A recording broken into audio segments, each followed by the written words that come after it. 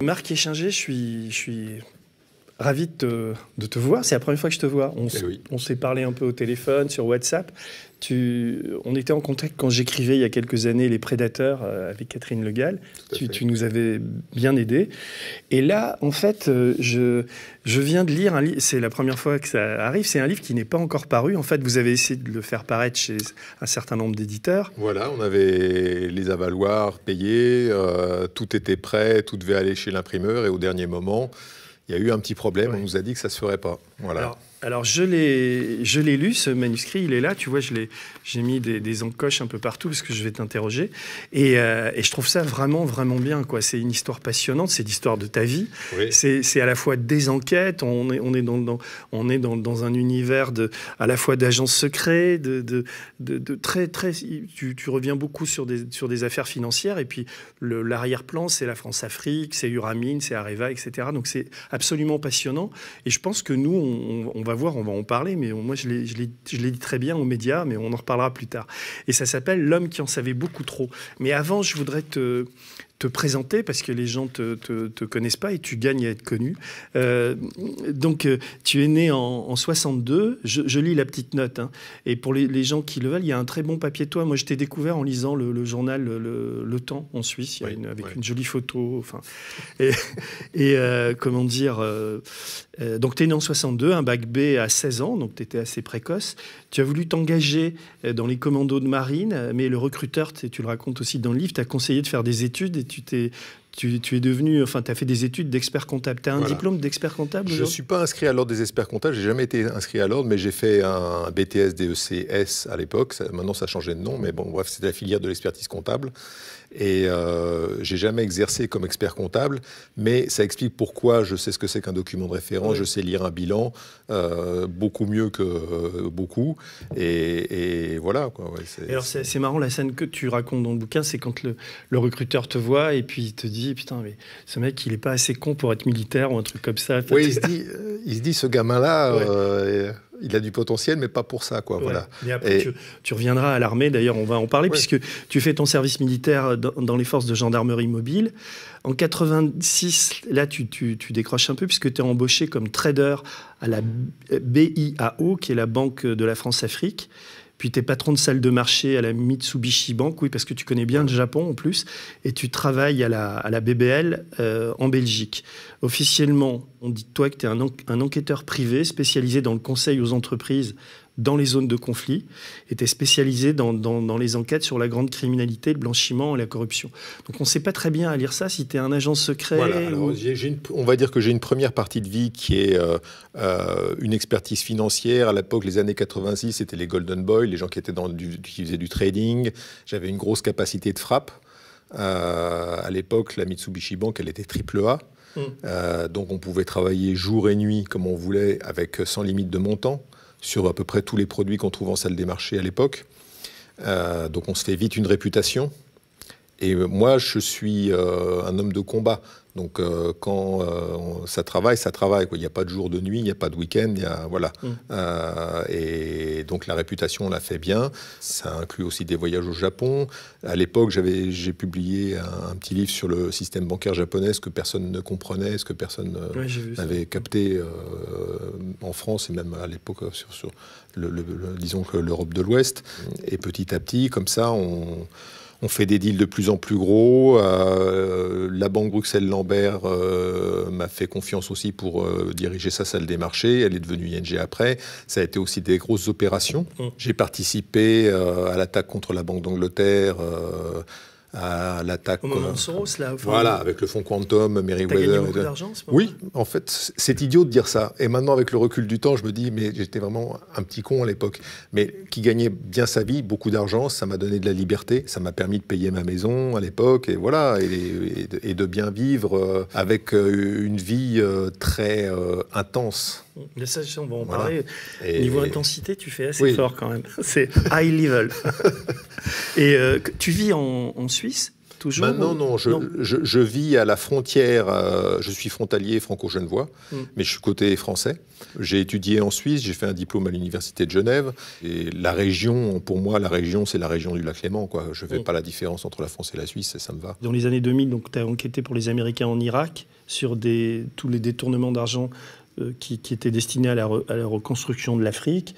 Et puis, de l'Irak, pas de l'Afrique. De l'Irak, pardon. Ce qui est intéressant, juste une parenthèse, que les gens ne savent peut-être pas et qui mérite d'être soulignée. Quand l'opération Iraqi Freedom se fait, elle dure en gros 6 mois. Le moment de l'invasion, le moment de la chute de la fameuse statue de Saddam Hussein, 6 mois, au moment où George Bush dit sur son porte-avions on a gagné la guerre, c'est fini, 2004, il a raison.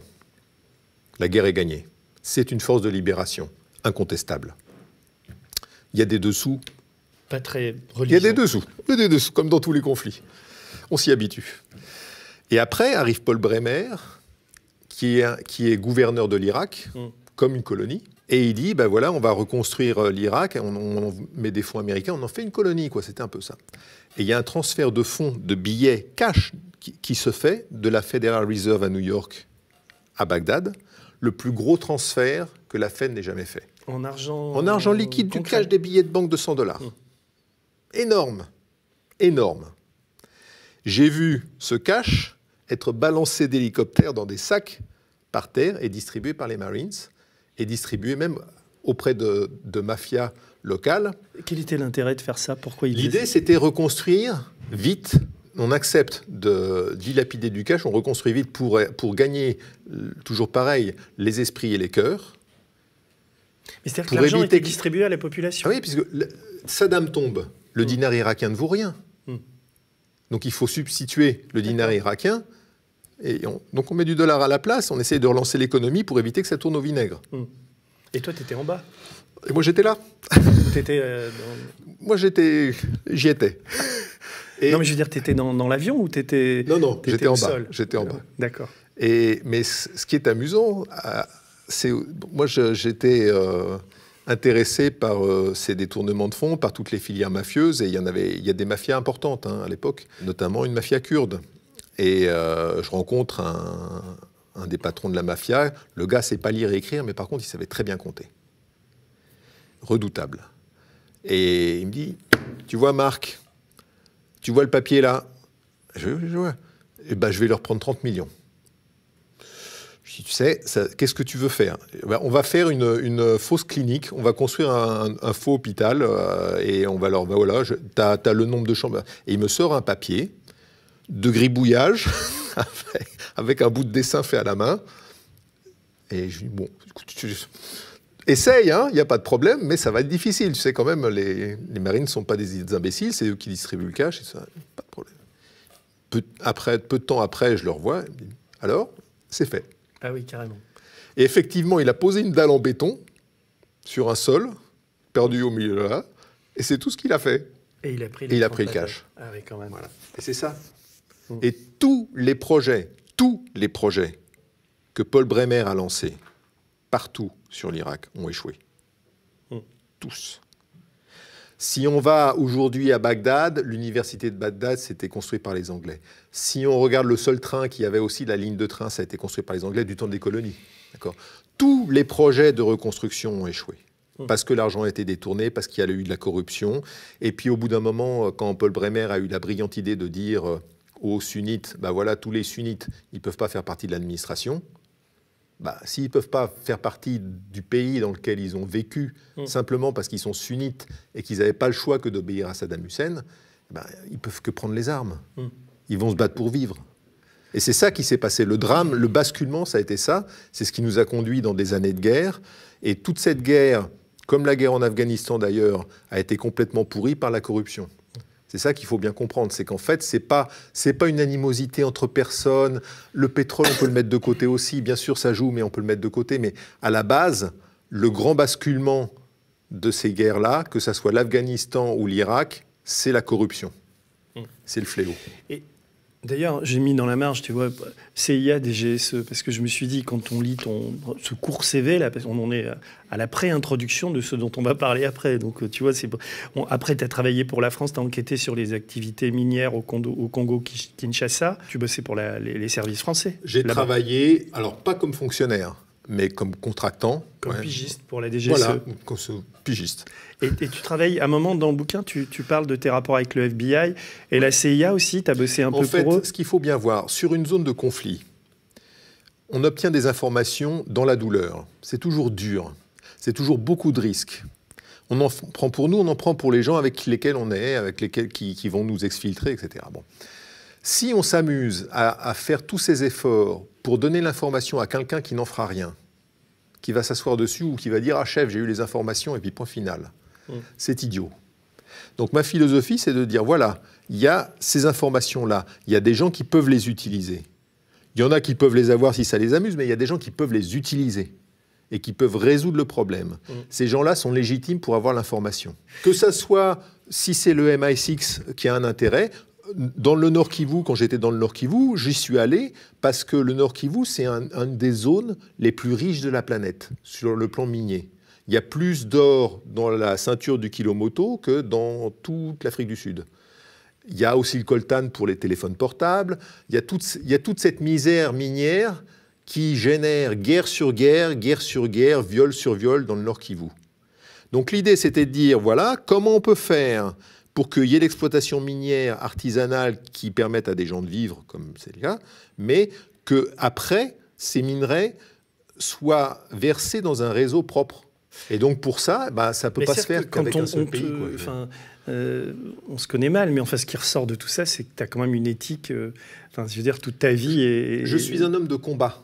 Peut-être parce que j'ai fait mon argent et que je ne suis pas accro à l'argent, mais il n'y a que le combat qui m'intéresse. Sinon, tu t'emmerdes. Sinon, je m'ennuie. Et je veux dire, 1 million d'euros de plus ou de moins ne me changera rien à ma vie. Moi, si tu veux les donner aux médias, moi, je les prends. Et voilà, je comprends qu'il y en a qui ont besoin, mais moi, ça ne m'intéresse pas. C'est aussi pour ça que les gens considèrent que je ne suis pas corruptible, entre guillemets, ou peu corruptible, et que j'ai une écoute. Et à chaque fois que j'ai donné des informations, je n'ai jamais demandé de retour. Dis-moi, il y a une question que je me pose, c'est, tu sais, quand on fait une émission comme Tout peut arriver, là, on met le nom de l'invité et on le présente en dessous, en quelques lignes. Et comment on dit pour toi? On dit Marc Échinger. On dit quoi? Ton enquêteur. Non, c'est un peu cheap. C'est un peu cheap. Ex-agent, non? Ou agent? Qu'est-ce qu'on met? Est-ce qu'on peut mettre officier de renseignement, agent peut-être Officier de renseignement, c'est pas mal. Voilà. Et puis aujourd'hui, quoi, t'es plutôt écrivain, en tout cas journaliste un peu? Journaliste, non, parce que j'ai pas de carte de presse, mais aujourd'hui, j'ai envie de témoigner, quoi. Ouais, j'ai envie de témoigner, j'ai envie de passer le flambeau, parce que je suis plus tout jeune. Je pense qu'il y a des jeunes qu'il faut former. Et en tout cas, il faut qu'ils comprennent que leur avenir, il se joue en ce moment dans des pays où malheureusement on bascule de plus en plus dans la corruption. On va dire officier de renseignement.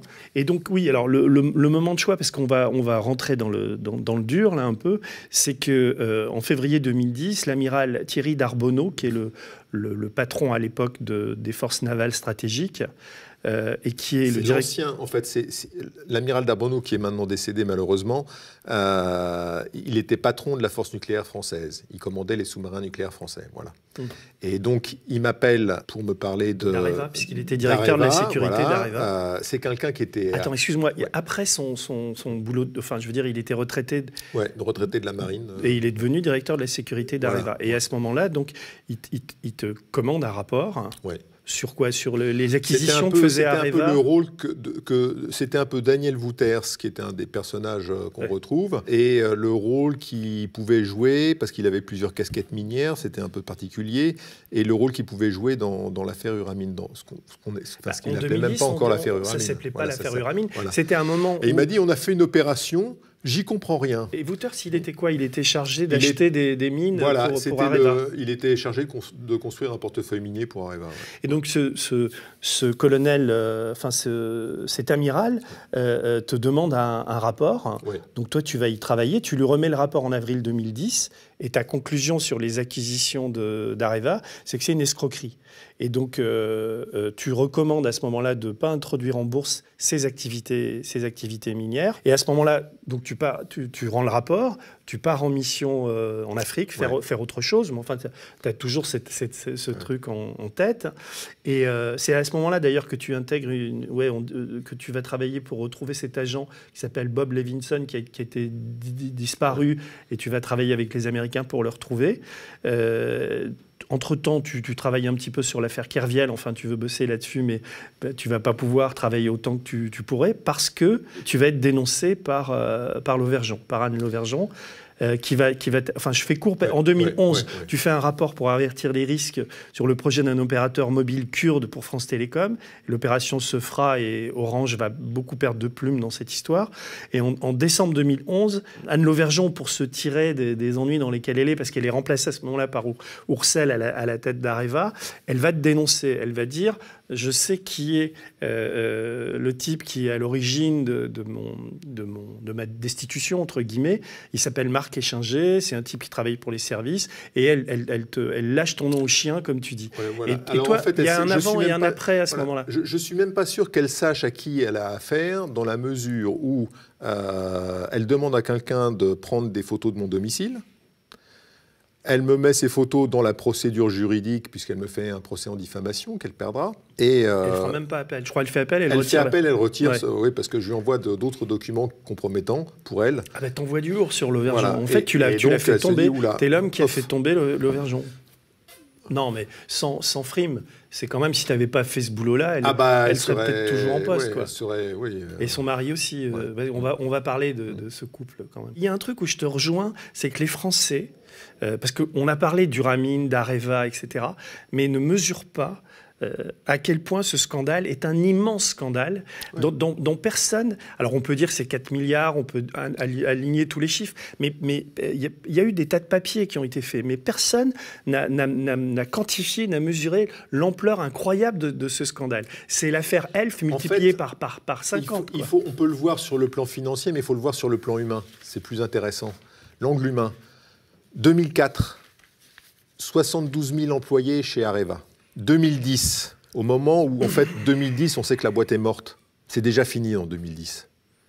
45 000 employés. 2018, enfin, le sauvetage, là, bon, voilà.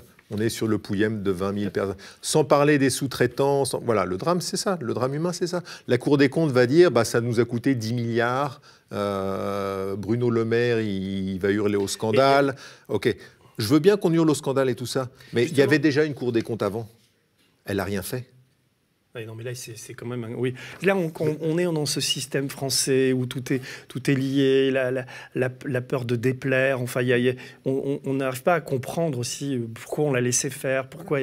Enfin, moi qui ai un peu travaillé sur le sujet, j'étais édifié de voir comment... mais on y viendra, parce qu'il y a une explication à tout ça. C'est comment des multimilliardaires arrivent à phagocyter les États, à rentrer à l'intérieur des services publics, de la Caisse des dépôts ou autres, pour mettre en place un système dans le système qui épuise et qui puise dans l'argent public. En fait, on se rend compte que dans le portefeuille de l'APE, l'APE, c'est l'APE, c'est l'Agence des participations de l'État. Il y a France Télécom à l'époque, il y a Areva, il y a d'autres sociétés comme ça, l'aéroport de Paris, des choses comme ça, dans lesquelles l'État a des parts.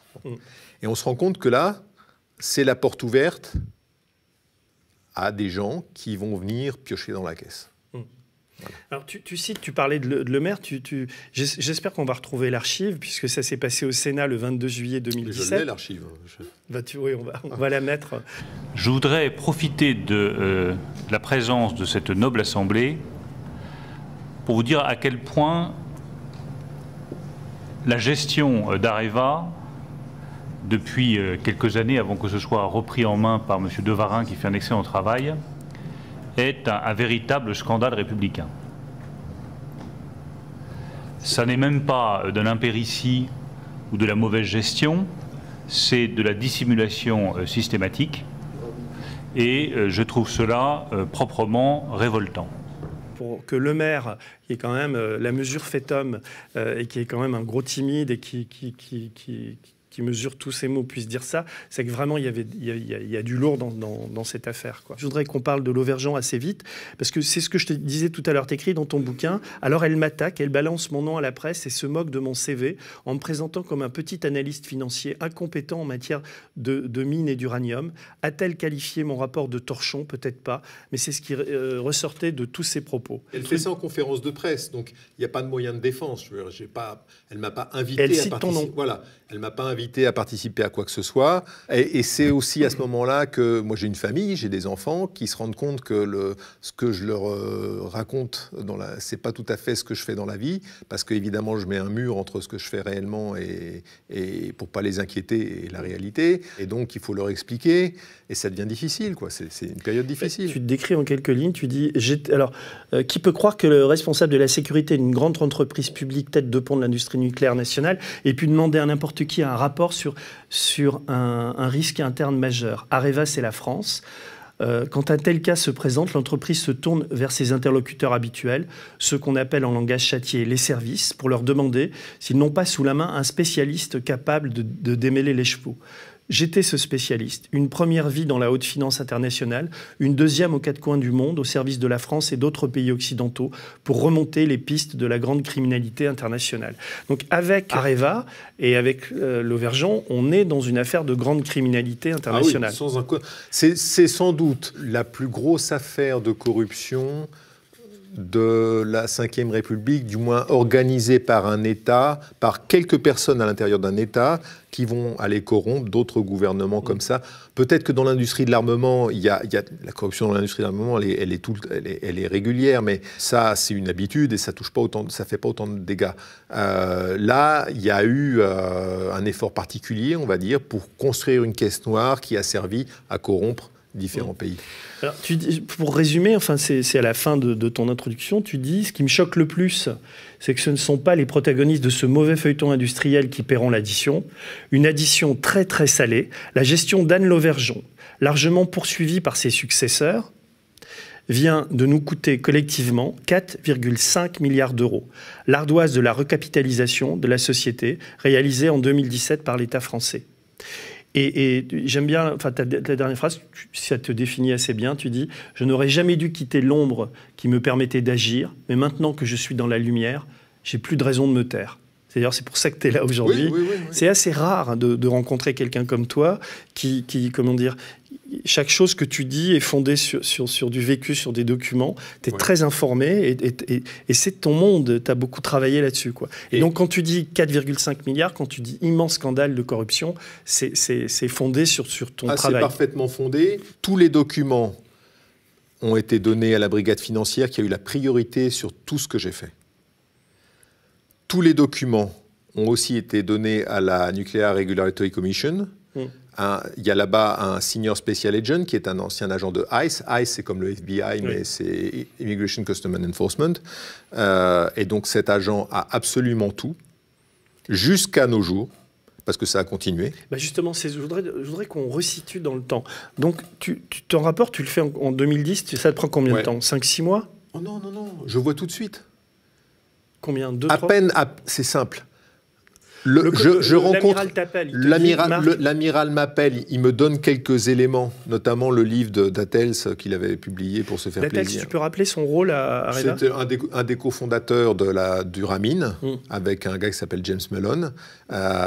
Lui aussi a un passé d'agent et on trouve aucune photo de lui dans le public. Il rappelle des agents de notoriété publique et il a monté, c'est sa seule affaire, l'affaire Uramin. Après, le reste, il a géré un peu sa fortune et tout ça. Donc Uramin, pour résumer, c'est comment Areva, qui était en quête d'uranium, achète des mines un peu partout, enfin dans plusieurs pays africains. Qu'il y a autant d'uranium que de... Je dirais pas ça. Alors, Areva essaye de vendre des EPR dont personne ne veut. parce que la technologie n'est pas aboutie, parce que au Kiloutou, en Finlande, parce que la Chine, parce qu'il y a des compétiteurs russes, américains, japonais, et parce que la Chine est rétive à l'achat des EPR français, et donc il faut convaincre. Et comment on va convaincre? En donnant une enveloppe. Donc il faut une enveloppe, il faut une caisse noire. Comment je vais créer une caisse noire? Comment je vais sortir d'une société de l'État français de l'argent de la trésorerie pour le mettre ailleurs et pour pouvoir le distribuer? Je fais une OPA sur une société qui est cotée en bourse, Uramine. Je m'arrange avec les actionnaires pour la valoriser, le prix qu'il faut pour faire ma caisse noire. 1,8 milliard d'euros. Je fais mon OPA, tout le monde est content, c'est une opération publique. C'est un problème? Pas de problème. Ça rentre dans mon bilan. Ma caisse noire, je la récupère par derrière et je distribue. La première enveloppe... Le 1,8 milliard vient d'Areva, donc de l'État français, c'est de l'argent public. C'est l'argent du contribuable qui est dans la trésorerie d'Areva. Non, mais c'est bien de le préciser parce que c'est quand même la clé de tout, quoi. Et donc cet argent-là va servir à acheter une entreprise qui n'est que fantôme. Elle existe, elle est cotée en bourse. Le bilan est vide, il n'y a rien. Les actifs d'Uramine, c'est des trucs que la France connaissait, mais depuis 30 ans. On sait très bien qu'il n'y a rien dedans.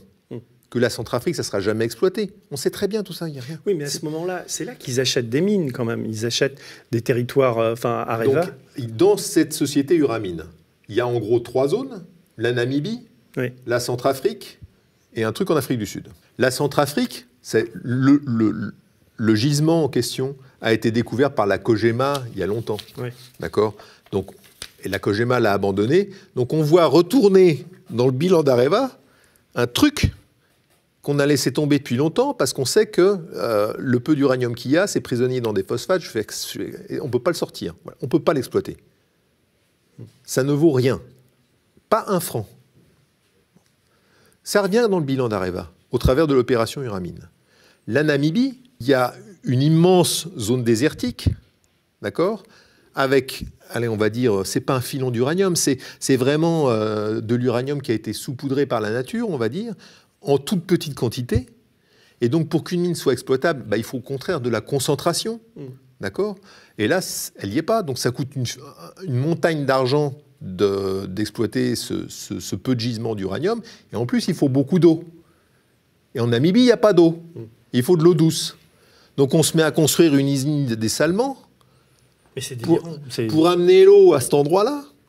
Et là, on tombe dans tous les délires. Donc cette construction d'usines de dessalement ou autre, en fait, les gens qui l'ont construit savaient que ça ne servirait à rien on savait qu'on était déjà dans un projet délirant où ça n'avait... C'est Anne Lauvergeon, c'est les dirigeants. Tout le monde qui était de près ou de loin au courant de ce qui se passait sur cette zone-là savait qu'économiquement, ça n'avait aucun sens. Et pourtant, on y va, on le fait. Et on y va. Uniquement pour récupérer de l'argent. C'était une licence minière qui avait... C'est amusant parce que c'est une licence minière qui avait appartenu aux héritiers d'Elvis Presley. Et donc qui avait été racheté par un escroc, puis revendu au Dattels on va dire pour 50 000 francs, enfin 50 000 dollars. Et voilà. Et donc, ça n'avait aucune valeur. Toi, rapidement, en lisant les comptes, en allant sur place, en passant je rentre dans le train, je prends le TGV pour rentrer de Paris, pour rentrer chez moi, je sais déjà qu'il y a un problème grave. Et l'amiral... Après, il a fallu documenter tout ça. Mais j'ai fait mon rapport assez rapidement et j'avais vraiment... j'étais angoissé par ce que je trouvais. Et donc, j'ai rendu mon rapport... Et l'amiral te dit quoi quand tu lui rends le rapport? Il est sur le cul ou il te dit... Oui, il était très sec, il était assez sévère. Il dit, oh là là, si c'est un militaire, il est un peu rigoureux, voilà, il n'a pas envie de tremper dans des magouilles. Il n'a pas envie, voilà. Et il commence à s'inquiéter. Et il alerte très vite Lauvergeon ou qu'est-ce qu'il fait? Non. Après, ce qu'il fait, ça, je ne sais pas. Mais il s'inquiète. Et je lui envoie après... Moi, je continue après à travailler dessus parce que je me dis, oh là là, énorme. Ça va bien au-delà du rapport que je devrais faire. Il faut continuer. Et c'est énorme. On est sur un truc qui est grave. Il faut savoir que à l'époque, et c'est encore peut-être vrai maintenant, mais Areva était statutairement protégé par le ministère de l'Intérieur et le ministère de la Défense. Donc il y avait Sarkozy au pouvoir. Ouais. Alors d'un côté, il y avait la DGSI avec Squarcini, de l'autre côté, il y avait la DGSE. C'est Bernard Bachelet.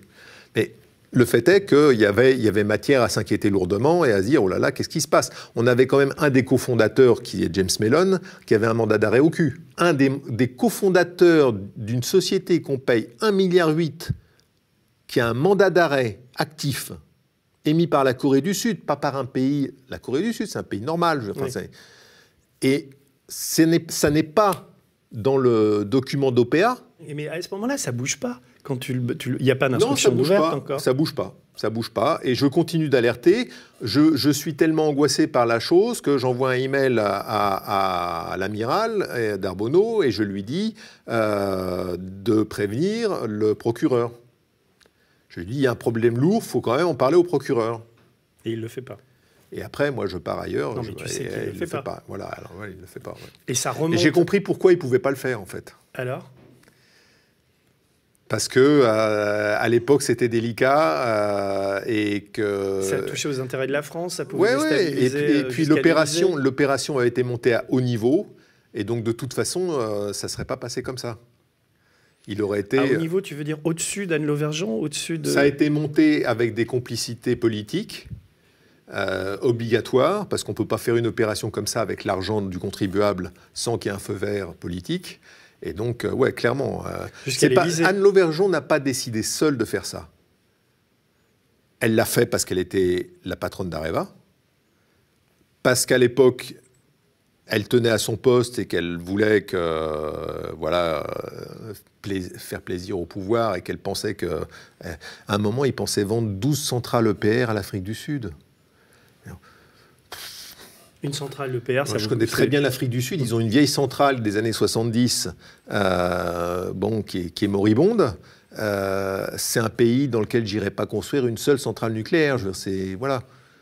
Et ils pensent vraiment, et on l'a dans les bilans, non pas d'Areva Société Mère, mais dans la filiale qui s'occupe de la vente des EPR.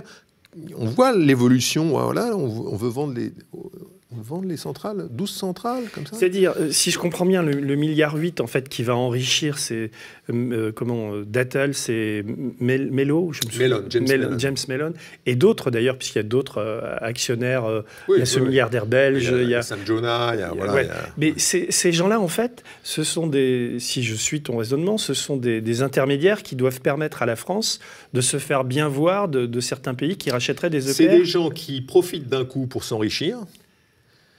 Et qui montent la combine avec le pouvoir politique français et Madame Lauvergeon pour créer cette caisse noire. Donc on peut dire, si on t'écoute, que Lauvergeon s'est plus fait avoir dans cette histoire qu'elle a été l'instigatrice. Peut-être qu'elle a subi. Mais c'est toujours pareil. C'est l'appétit du pouvoir. C'est Atomic Anne. Ouais, elle a cette putain de réputation. C'est Atomic Anne. Peut-être que dans sa vie, elle a une période de sa vie où le jour, elle est Atomic Anne et donc elle doit paraître, faire des tas de choses.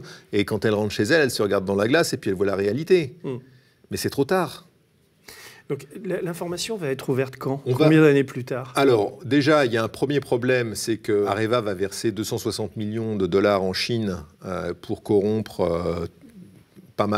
toute la filière nucléaire chinoise. Et ces Chinois se font arrêter. Il y en a un, Kang Ringxing, qui était le patron du programme nucléaire, qui est toujours en prison. Lui, il a pris la prison à vie. Maureen Kearney, cette syndicaliste qui a été attaquée chez elle, c'est dans cette même période, c'est 2012. Oui, mais ça n'a rien à... Non, là, elle, c'est 2012. Là, les événements ont lieu, la période de Chinois, c'est fin 2007. D'accord, ah oui, tu reviens en arrière. Ouais. Mais donc là, ton rapport, comment ça se passe pour toi? Parce que tu donnes le rapport, après tu pars en mission en Afrique, tu fais autre chose, et tu dois te demander... Jusqu'à fin 2011, j'en entends plus parler. Et donc là, ça doit quand même tourner dans ta tête. Tu te dis, ça tourne, mais je me dis, je me dis, mais il y a la DGSE, il y a la DGSI, il y a tout ça. Moi, j'ai fait mon rapport, on me rappelle pas. Et puis les bilans d'Areva sortent. Avec ça qui est valorisé une folie. On invente la fausse mine d'Imouraren. À partir du moment où il n'y a rien dans Uramine, il faut bien quelque chose pour redorer le bilan, et notamment le bilan des mines d'Areva. Puisqu'on sait qu'il n'y a pas d'uranium, qu'il n'y a pas de réserve et qu'il n'y en aura jamais. Et donc on dit, voilà, au Niger, il y a Areva depuis longtemps, on est légitime. Il y a une licence minière qui s'appelle Imouraren. On prend la licence d'Imouraren et on en fait un joyau. Et on va valoriser ça à 1,3 milliard. 1,3 milliard. En plus déjà de tout ce qui avait été dépensé. Voilà. Alors que j'ai retrouvé un document dans les archives de la CIA qui parle d'Imouraren en 1970. Et en 1970, on s'est parfaitement identifié un gisement uranifère. 1970, où on dit, Imouraren, en fait, c'est des petites lentilles d'uranium qu'il y a dans le sol à une profondeur qui est déjà importante. Donc il faut aller chercher très loin. Et c'est tellement dispersé, ça n'a aucune valeur. Quand est-ce que l'Auvergeon... D'ailleurs, à l'époque, ça avait été offert aux Japonais qui n'en avaient pas voulu, ça avait été mis sur le marché, personne n'en voulait. Bah oui, voilà. Quand l'Auvergeon balance ton nom au Canard enchaîné, je crois... C'était fin 2011. Et pourquoi elle le fait à ce moment-là? Pour faire un écran de fumée. Pour dire, je suis victime d'un complot, d'une manipulation, de Barbouze, de tout ce qu'on veut. Est-ce qu'elle retrouve, tu as été payé 20 000 euros? Oui, 20 000 euros, ouais. Pour ce rapport. Et donc, elle va filer la facture. Elle explique quoi? Elle explique qu'on cherche à la déstabiliser, que tu es... Voilà, et que c'est une opération, elle a été mise à la porte par Sarkozy.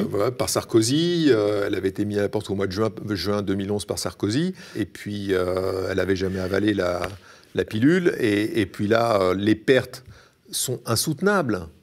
Au bout d'un moment, le bilan d'Areva, il s'effondre. Et donc, ça sort, les pertes sortent. Et là, elle dit, je suis victime d'un complot. Voilà. Et moi, j'appuie. Je dis, attendez, Uramine, c'est une escroquerie. Ouais. Mais elle, à ce moment-là, on pourrait croire que, lâchée comme elle l'est par Sarkozy, une de ses défenses aurait pu être la vérité. Elle aurait pu être dit. Ça aurait été plus judicieux. Ça aurait été plus judicieux, d'autant plus qu'il y avait les élections qui arrivaient et on allait passer à François Hollande. Elle était protégée par François Hollande. Elle a été présidente de la commission de l'innovation avec François Hollande. Il lui a donné la médaille d'officier de la Légion d'honneur. Donc il y avait cette protection. Elle aurait pu avouer. Dire la vérité, ça aurait été moins dommageable. Et la vérité, ça aurait été quoi la vérité? Ça aurait été de dire que sous les ordres de Nicolas Sarkozy... il s'est passé ça, il s'est passé cette opération. Voilà. Comme on voit récemment que Airbus corrompait tout le monde pour pouvoir vendre des avions, Areva fait la même chose pour vendre des EPR. Bon. Le réacteur EPR est un réacteur de génération 3+, qui allie un très haut niveau de sûreté et de sécurité et un rendement supérieur aux modèles antérieurs. Avec une puissance de 1650 MW, il est le plus puissant réacteur nucléaire de la gamme proposée par Areva. Ton tact, raison d'État. Tiens, j'ouvre une toute petite parenthèse. Tu as vu ce qu'on a sorti aux médias sur Aéroport de Paris, la caisse noire d'Aéroport de Paris. T'as pas vu ça? Donc ça ne me surprend pas. Non, parce qu'on se demandait à quoi avait servi cette caisse noire, quoi. Comme tu parlais d'Airbus, dont tu n'as pas de... Mais comment Aéroport de Paris est entré en Turquie? Dis-moi. À un moment donné, Aéroport de Paris fait une opération sur l'aéroport d'Istanbul, fait un partenariat, prend une participation importante dans l'aéroport d'Istanbul. Et accessoirement, elle investit 50 millions de dollars dans une boîte de construction, dont le bilan est particulièrement brillant. Et donc, oui. Donc on se dit, mais tiens, qu'est-ce que c'est? Alors tu vois, c'est la vie. J'ouvre cette parenthèse sur aéroport, après je reviens là-dessus, parce que je suis quand même assez furieux par la gestion médiatique et politique de ce dossier. Donc nous, grâce à Marc Andevel, on sort quand même l'histoire d'une perquisition sur une filiale d'aéroport de Paris avec une vraie caisse noire, avec beaucoup d'argent et tout, et qui devrait mettre à mal la privatisation d'aéroports de Paris, ou au moins l'ouverture d'une information, puisqu'on n'est pas non plus poursuivi en diffamation pour avoir écrit ça, et il ne se passe rien. Ouais. Et ça ne bouge pas, et la presse reprend timidement, quoi. Et donc, d'abord, c'est difficile à comprendre pour beaucoup de gens. C'est l'État. L'État a du mal à admettre ses problèmes de corruption. C'est pas rentré dans les mœurs. Aujourd'hui, si on a un problème de corruption, il y a 2 recours. Le Bribery Act en Angleterre et le FCPA, le Foreign Corrupt Protection Act. Tu peux expliquer ça, les deux? Alors, c'est la loi anticorruption américaine qui a une portée extraterritoriale qui peut s'appliquer à des boîtes comme Airbus, Areva, etc. Et Aéroport de Paris. Et Aéroport de Paris, parce qu'ils ont sous réserve qu'il y ait des éléments qui... l'usage du dollar, il faut quand même pas mal d'éléments. Une présence sur le sol américain? Oui, une présence sur le sol américain, des levées de fonds aux États-Unis, une cotation en bourse aux États-Unis. Mais je crois qu'Aéroport de Paris est dans la ligne de mire, là. C'est possible. En tout cas, il faut beaucoup d'éléments. Il ne faut pas croire que c'est facile. Et donc, si on a un problème... On regarde, est-ce que c'est éligible au FCPA ou au Bribery Act? Et à ce moment, les 2 lois ont une portée extraterritoriale et on peut obtenir de l'aide. Alors, si on va en France... Ben c'est ça le paradoxe, c'est-à-dire qu'en France, on n'y arrive plus, quoi. Voilà, on n'y arrive pas. Alors, c'est un petit peu mieux parce que sous François Hollande, on a créé le parquet financier, mais on ne l'a pas doté de moyens. C'est toute la subtilité du politique français, c'est je le crée pour l'image de marque et pour dire je suis un grand président, mais je donne 4 millions d'euros de budget. Oui, tu le dis dans le bouquin. C'est hallucinant, c'est même pas ce qu'il y a le budget. Même en Roumanie, il y a 5 fois plus. Hein. Donc, c'est incompréhensible. Et puis, on choisit des gens... Pas très compétents parfois. Non, si, parce qu'ils mettent... Les juges d'instruction ont 30 dossiers à gérer en moyenne. D'accord, en même temps. C'est compliqué, c'est très lourd, et ils ont la pression du politique. Puis, quand j'ai sorti l'affaire Osra, avec Thierry Gadot, qui a fait l'article dans Capital, auparavant, j'avais prévenu la brigade financière, j'avais instruit le dossier auprès de la brigade financière. On a prévenu le parquet, Madame Houlette. Elle avait tout. Et ah ben non, attendez, Édouard Philippe était chez Areva et avant il était chez Debevoise & Clinton, qui est le cabinet juridique de Madame Clinton. Oula, donc on ne sort pas. C'est toujours pas sorti. Et donc on sort. Tu peux expliquer, parce que maintenant tu parles d'Osra. Alors l'affaire Osra, c'est intéressant pour ceux qui nous regardent, parce que si vous voyez que Al Gore ne se présente pas aux élections présidentielles, c'est lié aussi à l'affaire Osra. Voilà, vous pouvez regarder, il y a des gens qui voulaient que Al Gore... C'est-à-dire quoi, Osra? C'est les initiales de... Osra, c'est une société qu'Areva a achetée et qui appartenait à Al Gore et dans laquelle John Kerry aussi avait des intérêts indirectement, qui était une société, disons, on va dire, très proche du clan de l'administration Obama. Voilà. Et donc, il paye cette société de mémoire 200 millions, quelque chose comme ça. Et ça vaut 0. C'est une société. Elle fait faillite. C'est pas une mine d'uranium. Non. Elle fait industrie solaire, production d'énergie solaire. Ah oui. Et ce qui est intéressant, c'est que Olivier Frick, le mari va prendre 5% avec des amis à lui de cette société. Donc là aussi, le mari de la patronne investit dans une société qui est à 100% Areva. C'est Space. Mais il est mis en examen, il faut dire. Alors, pas pour Osra. Non. Mais moi, j'ai un mail de monsieur Olivier Frick dans lequel il dit, mais voilà, mais donnez-moi la trésorerie, vous allez voir, je vais vous la gérer, ça vous coûtera 2%. Et tout ça. C'est quoi? Mais le fait est, c'est qu'on a payé l'administration américaine pour avoir des avantages de sa part, notamment un gros contrat en Caroline du Sud. Et tout ça est aux mains de la NRC, la Nuclear Regulatory Commission, l'autorité de régulation américaine. Tout ça est arrivé sur le bureau du ministre de la Défense américain à une époque. Et je sais sous que... Obama ou sous Non, non, Trump? sous Trump. Et donc, le contenu, personne le conteste. Tout est bien argumenté, tout est bien étayé, y compris avec des vidéos. Il n'y a aucun souci. Je peux en parler. Je souhaite avoir un procès en diffamation. Parce qu'au moins, je pourrais l'étaler au grand jour. Et là, voilà. Donc, Et là, au parquet national financier, ça bouge toujours pas, même si vous l'êtes parti. Voilà, il n'y a pas d'instruction possible. Voilà. Il y a plusieurs cas comme ça, c'est un peu comme à l'aéroport de Paris, quoi, où on voit qu'il y a une gestion politique de ces dossiers, c'est insupportable. Et donc on en vient, on en vient maintenant effectivement à passer par les États-Unis, à essayer d'espérer que la société française... C'est le seul moyen. C'est le seul moyen. Soit il y a un recours aux États-Unis, soit il y a un recours aux Britanniques, mais il n'y a pas d'autre choix. Voilà, on peut dire, oui, mais le Royaume-Uni, il y a de la corruption aussi. Oui, bien sûr. Mais nous, on est dans la société civile française. Ouais. Voilà. Est-ce que demain, on veut vivre dans une société civile qui ressemble à la Roumanie, à la Slovaquie ou au Liban qui est en défaut de paiement? Ou est-ce qu'on veut vivre en France, dans un pays de liberté, où on peut encore avoir un job sans payer pour avoir ce job? Est-ce qu'on peut encore aller mettre nos enfants à l'école sans payer pour que les mômes aillent à l'école? C'est ça l'enjeu. C'est ça l'avenir des jeunes d'aujourd'hui qui ont... c'est pour eux qu'on se bat. C'est pour les agents. Moi, quand je vais voir la brigade financière et que je suis avec un jeune brigadier, mais ça me fait plaisir de former un peu ces gens-là, entre guillemets, tout modestement, mais de leur ouvrir les yeux et dire, c'est pour vous qu'on se bat. Parce que sinon, qu'est-ce qui va se passer? Il y a quelqu'un qui viendra un jour à la brigade financière avec une enveloppe, il va vous mettre dans la figure, il dit, toi, tu prends l'enveloppe et tu te tais. C'est ça qui va se passer. C'est comme ça que ça se passe dans un pays comme l'Irak. Moi, j'ai vu des juges menacés. Aussi, au Mexique, voilà, partout. En Colombie. Est-ce qu'on veut ça? Non. Mais tu penses qu'on en est là? On n'est pas loin. On est vraiment. Il faut vraiment se battre pour qu'on ne dépasse pas la ligne. Parce que des affaires de corruption de magistrats, il n'y en a pas eu beaucoup. C'est des épiphénomènes quand même. On ne sait pas. Ouais, Est-ce que quand il n'y aurait pas eu les écoutes de Sarkozy avec un magistrat qui voulait son poste à Monaco?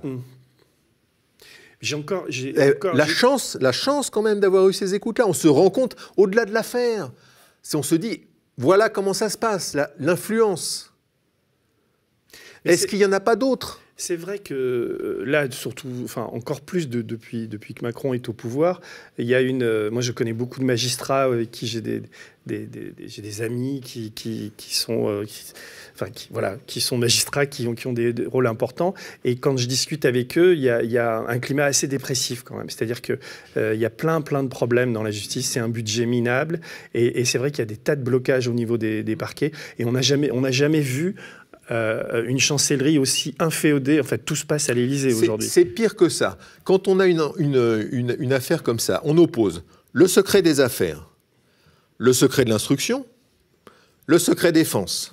Donc c'est mort. On est là, voilà. Et donc en fait, s'il n'y a pas quelqu'un qui dit « Ok, on part en guerre asymétrique, on ne respecte plus les règles, puisque des deux côtés, on ne respecte pas les règles, ça devient un combat. » Et le combat, il va se faire dans l'ombre, avec des soutiens étrangers, avec tout ce qu'on veut, pour arriver au but. Et le but, c'est que la justice se fasse. Ben voilà. Simplement, il faut qu'il y ait quelqu'un qui le fasse. Donc moi, c'est mon boulot, ça me va, ça me convient, et j'ai les moyens de le faire. Mais c'est vrai qu'on n'est pas très nombreux, je veux dire. Non. Et c'est pire, je crois, que pour les magistrats. Ces gens-là, à un moment, quand ils font l'école nationale de la magistrature, ils sont pleins d'espoir. Il n'y a pas longtemps, on a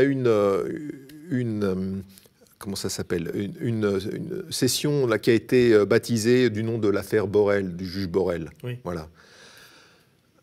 La femme du juge Borel, elle est magistrate aussi. Qui est mort assassiné. Ouais, il est mort assassiné à Djibouti.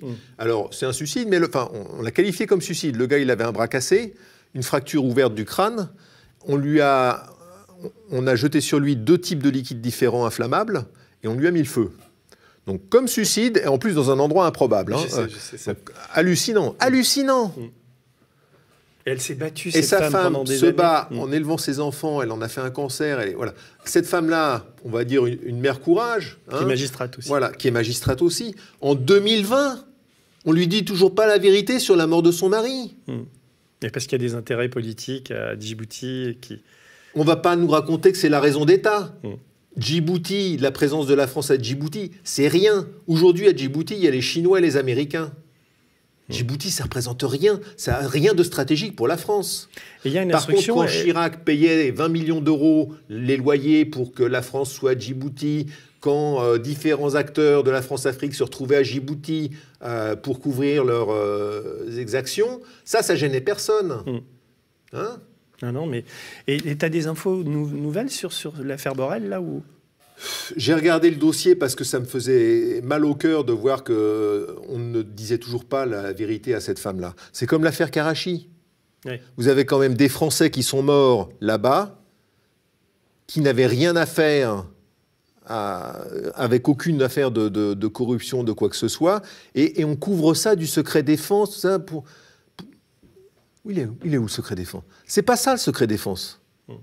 Le secret défense, on protège des militaires sur le terrain, on protège des choses qui sont liées vraiment à la sécurité des biens et des personnes françaises. Là, oui, les affaires de corruption, secret défense, on rigole.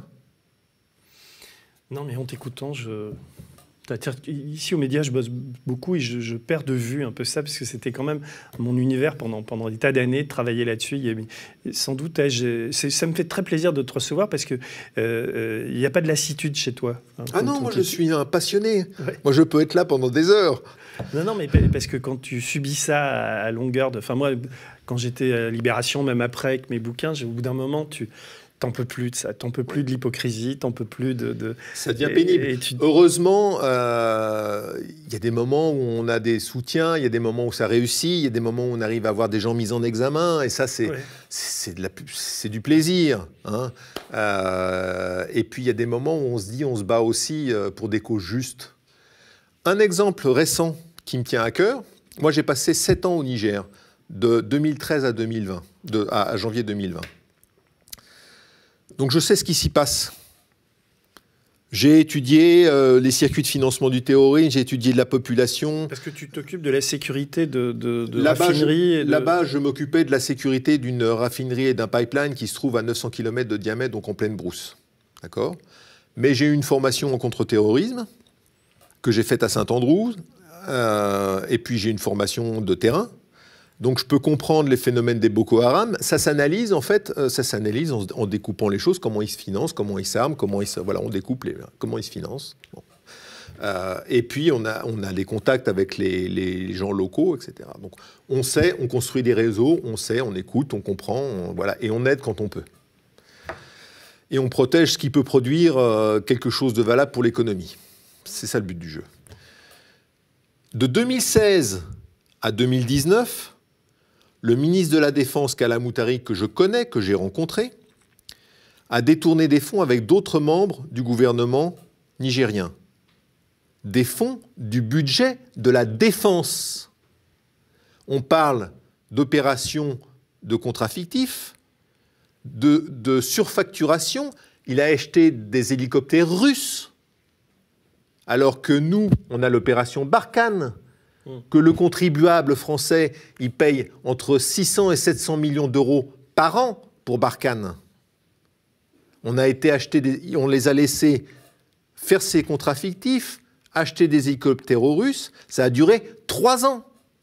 De quand à quand, ça ? De 2016 à fin 2019. Et pourquoi ? Et là-dedans, on retrouve des acteurs qu'on connaît, qui sont parfaitement fichés en France. Des acteurs africains ou des acteurs français ? Des acteurs africains, Petit Boubé, alias Aboubacar, Ima, alias Style Féroce, il est parfaitement fiché en France, il est parfaitement connu, il est parfaitement connu au Nigeria. Et ce sont qui, ces gens-là ? Eh ben, c'est un des grands bénéficiaires des contrats qui ont été découverts par une commission qui a travaillé sur ce sujet de détournement de fonds et qui a fait ses rapports récents. Et donc on s'aperçoit que les fonds de la défense nigériens ont été détournés. Alors, à Niamey, il y a la DRSD, la DGSE, le Quai d'Orsay, des attachés défense, il y a des officiers français, il y a du monde. Il y a l'opération Barkhane. Il y a du monde à l'aéroport, il y a du monde dans l'ambassade, il y a du monde au ministère de la Défense nigérien. Et on va me faire croire que pendant 3 ans, ces gens-là n'ont rien vu. Ils n'ont pas fait un seul rapport. Madame Parly, elle est au courant de rien. Pendant 3 ans, le budget de la défense nigérien a été détourné et Madame Parly, elle n'a rien vu, elle n'a rien lu. Elle n'a pas eu un rapport. Et là, maintenant que ça sort dans la presse nigérienne, on l'entend pas. Elle dit rien. Est-ce qu'il y a un député en France qui peut poser une question au gouvernement pour demander à Madame Parly ce qu'elle en pense? Mais c'est quoi ton hypothèse?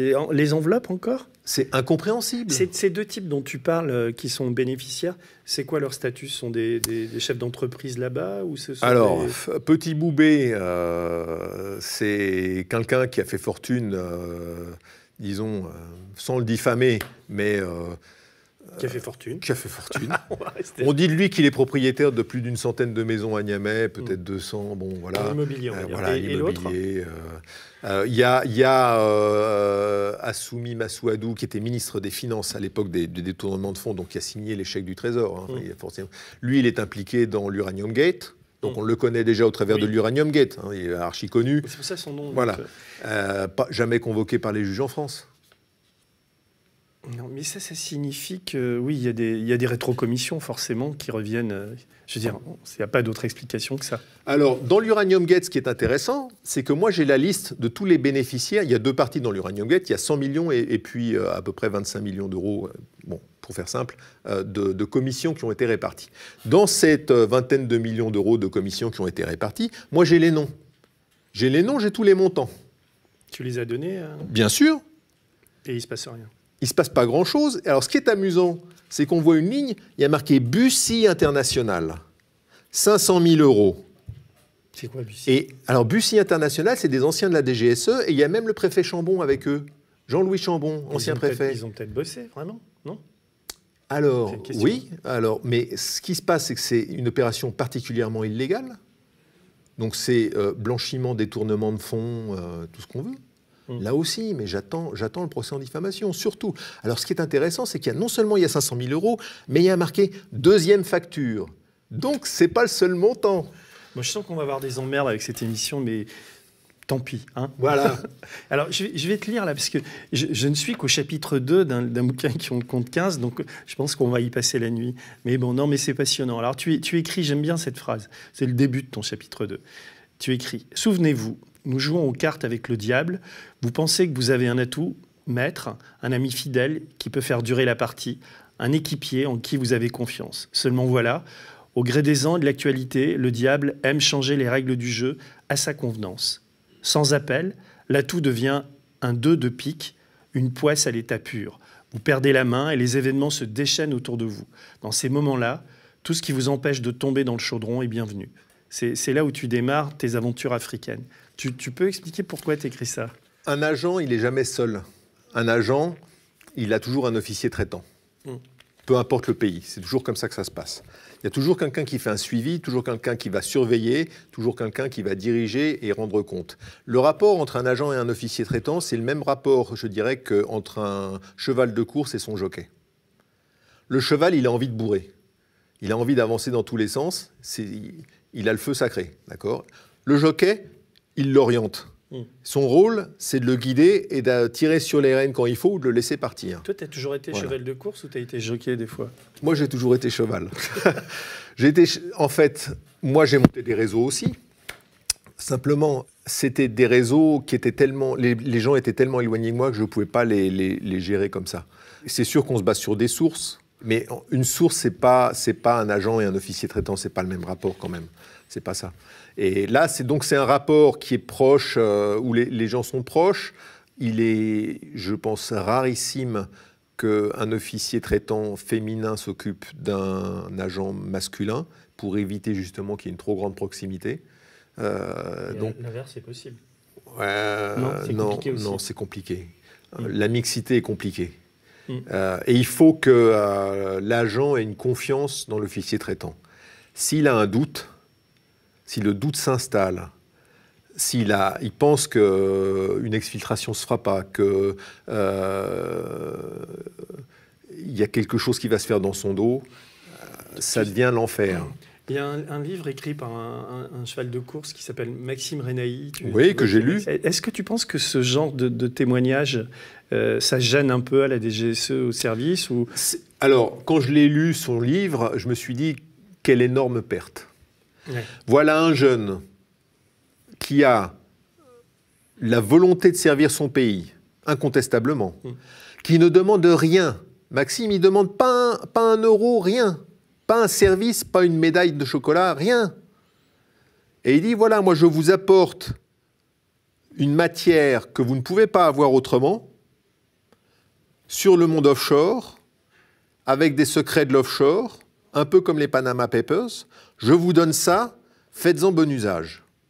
Et pas à aucun moment dans son récit, Maxime, il se dit, ça va être mal utilisé. Il est en train de servir la France. Il sacrifie sa carrière, il sait que les risques pour lui, s'il est arrêté, ça va faire mal, et que personne ne va l'aider, parce que personne ne pourra l'aider. Et il fait ce choix. Et moi je dis bravo, c'est ça qu'on veut voir. C'est des jeunes comme ça qu'il faut protéger. Il est quand même, enfin je sais pas si il travaille avec nous maintenant et c'est vraiment, il a sorti déjà des enquêtes, on va en sortir d'autres, mais il est un peu, enfin je sais pas s'il le dirait comme ça, mais je trouve qu'il y a un peu d'amertume chez lui quand même. Ah mais beaucoup, ouais. Mais beaucoup, parce qu'il voit que toute cette matière, au lieu d'être utilisée à bon escient, elle est plus ou moins revendue ou redonnée ou elle devient commercialisée. Pas du tout utilisée comme elle devrait. Il y a une sorte de malaise, parce qu'il n'y a pas que les lectures du livre, il y a ce que j'entends aussi par ailleurs, sur les services en ce moment, et particulièrement la DGSE, c'est que comme ce n'est pas tenu, dirigé, il y a quand même quelque chose d'assez occulte dans tout ça, on a l'impression que là-bas aussi, il y a comme une sorte de privatisation qui est rampante, ou que des types sortent et menent leurs infos. Enfin, il y a quelque chose de pas très clair. C'est très dur d'enquêter sur la DGSE. Mais il y a un peu... T'as pas ce sentiment de... Il y a je pense pour certains, un peu de désespoir. Et puis... certains agents. Oui, pour certains agents du désespoir, parce qu'on ne fait pas fortune à la DGSE, d'accord ? On peut faire fortune après en utilisant les données ou l'expérience, mais pas pendant. Et puis on voit un pouvoir politique, on est dépendant d'un pouvoir politique. Qui est de plus en plus... On pense qu'on sert... Au départ, je pense qu'honnêtement, il y a des gens qui, comme dans l'armée, se disent « je vais servir mon pays, je vais lutter contre le terrorisme, je vais servir le drapeau ». Cette noblesse-là, on la voit au départ. Et puis, ils prennent des coups. Ils prennent des paires de claques où on leur dit bah, « tu regardes ailleurs ». Ça, c'est politique. Tu touches pas. Non, tu touches pas. Mais c'est pas là, c'est mon pays. Et donc, au bout d'un moment... il y a cette lassitude qui arrive et cet écœurement. À un moment donné, moi, je vois que France Télécom fait un investissement en Irak, particulièrement douteux, j'en reparle dans le livre. Je fais un rapport. Mon officier traitant me dit « Ah bah ouais, mais ça, c'est encore une affaire, une énième affaire. On en a marre, mais on ne peut rien faire. » Je dis « Bon, pas de problème. » Je m'en occupe tout seul. Et j'ai sorti toute l'affaire dans la presse irakienne, article par article, sous un pseudonyme. Ça a très bien fonctionné. Ça a fait vraiment, ça a cartonné à Bagdad. Tout le monde en parlait. Et je me suis fait plaisir. Et le fait de mettre ça en lumière, ça suffit souvent. Oui. Une fois que ça passe de l'ombre à la lumière, ça tue l'opération en elle-même, et voilà. Il t'a dit quoi, l'officier traitant, quand il a vu que ça sortait ? Rien ? Rien. D'accord. Voilà. Mais quand tu parles de ce désespoir, on a l'impression que tu parles un peu de toi aussi. Oui, parce que c'est tellement dommage. On voudrait tellement que ça soit comme dans les films, où à la fin ça se termine bien. On voudrait tellement que ça soit les méchants qui soient punis et que ça se termine bien. Voilà. Simplement, il y a des gens qui profitent du secret défense, qui abusent du secret défense, qui profitent de leur position pour faire des opérations qui n'ont strictement rien à voir avec l'intérêt de la France et la raison d'État. Et c'est ça qui est dommageable. C'est aussi pour ça qu'on a voté des lois, dans le cadre de la lutte contre le terrorisme, on a voté des lois de surveillance et de traitement des données de masse, qui n'ont strictement rien à voir avec le contre-terrorisme. Je n'ai jamais vu un seul cas de terrorisme détecté sur la base de surveillance de masse de données. Ça n'existe pas. Tu as vu, là, ils viennent de... Ricard a repris un parquet pléthorique avec beaucoup de magistrats, enfin, et il n'y a plus tellement, enfin, il y a sans doute encore Daesh est encore un peu actif, mais au niveau du terrorisme, il n'y a pas tellement, il y a beaucoup de travail en ce moment, tu penses? J'ai l'impression, moi, les échos que j'ai, c'est que les mecs, enfin, s'ils nous entendent ce soir, ils vont être furieux, mais il y en a certains qui se tournent un peu les pouces, quoi. C'est difficile de dire ça parce que c'est une matière qui est complexe et il faut être formé pour comprendre. Là, en fait, qu'est-ce que c'est qu'un terroriste? C'est quelqu'un qui cherche une raison de vivre, qui est en souffrance, donc il cherche une raison de vivre et potentiellement une chance de mourir. Voilà, à la base, c'est ça. La première chose à faire, c'est d'essayer de comprendre sa souffrance. Quand on est dans un pays comme le Niger, le plus pauvre du monde, où on a faim toute la journée, on a faim. On en a ras-le-bol d'avoir faim. Et qu'on voit qu'on n'a aucune chance de s'en tirer. Aucune chance. Voilà. On se dit, pourquoi pas aller voir ce que raconte l'imam, qui, ma foi, va me donner un peu de riz, parce que c'est ça aussi, l'école coranique, c'est aussi donner un peu à manger le soir, c'est partager. Voilà. On retrouve un peu de chaleur humaine. On retrouve une dimension humaine. Il faut voir les dispensaires dans lesquels sont traités les gens. Moi, j'ai vu des femmes enceintes mourir parce qu'elle ne pouvait pas accoucher naturellement. Ça met des heures à mourir une femme enceinte qui ne peut pas accoucher naturellement. Et ça génère évidemment de la colère et ça génère du terrorisme. Quand on ramène... On me donne une gamine que j'envoie... On fait la route pour l'envoyer à l'hôpital, 50 km de là où j'étais. L'hôpital la refuse parce qu'elle n'a pas l'argent.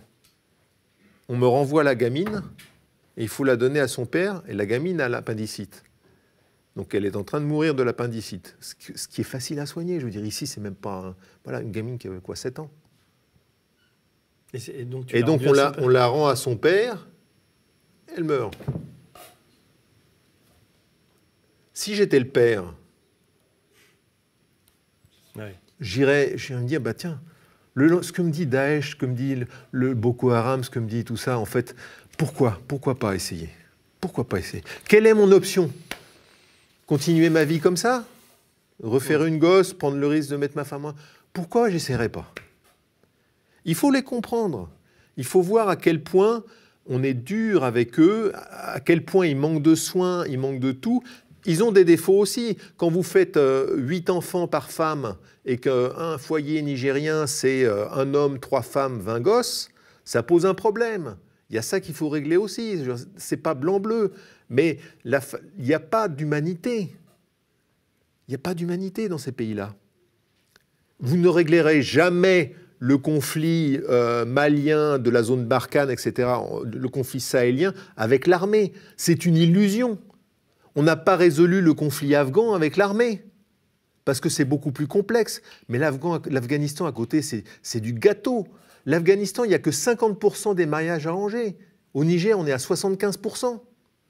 Au Niger, les gamines, elles font leur premier enfant à 13 ans. Donc elles ont eu des rapports sexuels à 12 ans. C'est ça qu'il faut régler, c'est ça qu'il faut comprendre. C'est pas de la sociologie, c'est être sur le terrain, parler aux gens, comprendre que voilà, il y a un problème de médecine, de dispensaire, de minimum pour qualifier quelqu'un d'être humain. Ne pas le traiter comme un chien ou moins qu'un chien. Et celui qui finançait les dispensaires au Niger, au Mali, dans toute cette zone-là, et qui gardait un certain équilibre, c'était Kadhafi. Oui. Donc quand on décide de faire chuter Kadhafi, de tuer Kadhafi, alors qu'il n'y a jamais eu de colonne de chars qui allait sur Benghazi, que tout ça c'était bidon, quand on décide de le faire... Si tu fais référence au rôle de Bernard-Henri Lévy, de tout ce qui s'est passé à ce moment-là, oui, toi qui connaissais bien... Il n'y a jamais eu de colonne de chars qui menaçait la population de Benghazi. Jamais Kadhafi n'aurait trucidé la population de Benghazi. Et tous les services le savent. Tous les services le savent. Que BHL raconte des conneries, il en raconte tellement que c'est pas comment dire, c'est pas une surprise. Mais la surprise, c'est que Sarkozy l'écoute. La surprise aussi, c'est que d'autres services de renseignement, notamment l'administration Obama, il le regrettera après, mais Obama n'a pas bougé. Obama l'a regretté après, quand il a quitté la présidence. Il a dit, s'il y a un truc que je regrette, c'est l'intervention en Libye et de pas avoir arrêté ce qui s'est passé en Libye. Bon. Trop tard. Hein, Tu as un avis, toi, sur où tu as un savoir sur le financement de ça. L'explication pourrait être que Kadhafi a financé grassement Nicolas Sarkozy et que sa mort, son assassinat, n'est pas non plus étranger à ces histoires de financement. Et que la guerre déclenchée, soi-disant, par BHL était une sorte de stratagème pour masquer aussi autre chose. Tu as une lecture de tout ça? Moi, je n'ai pas d'informations privilégiées.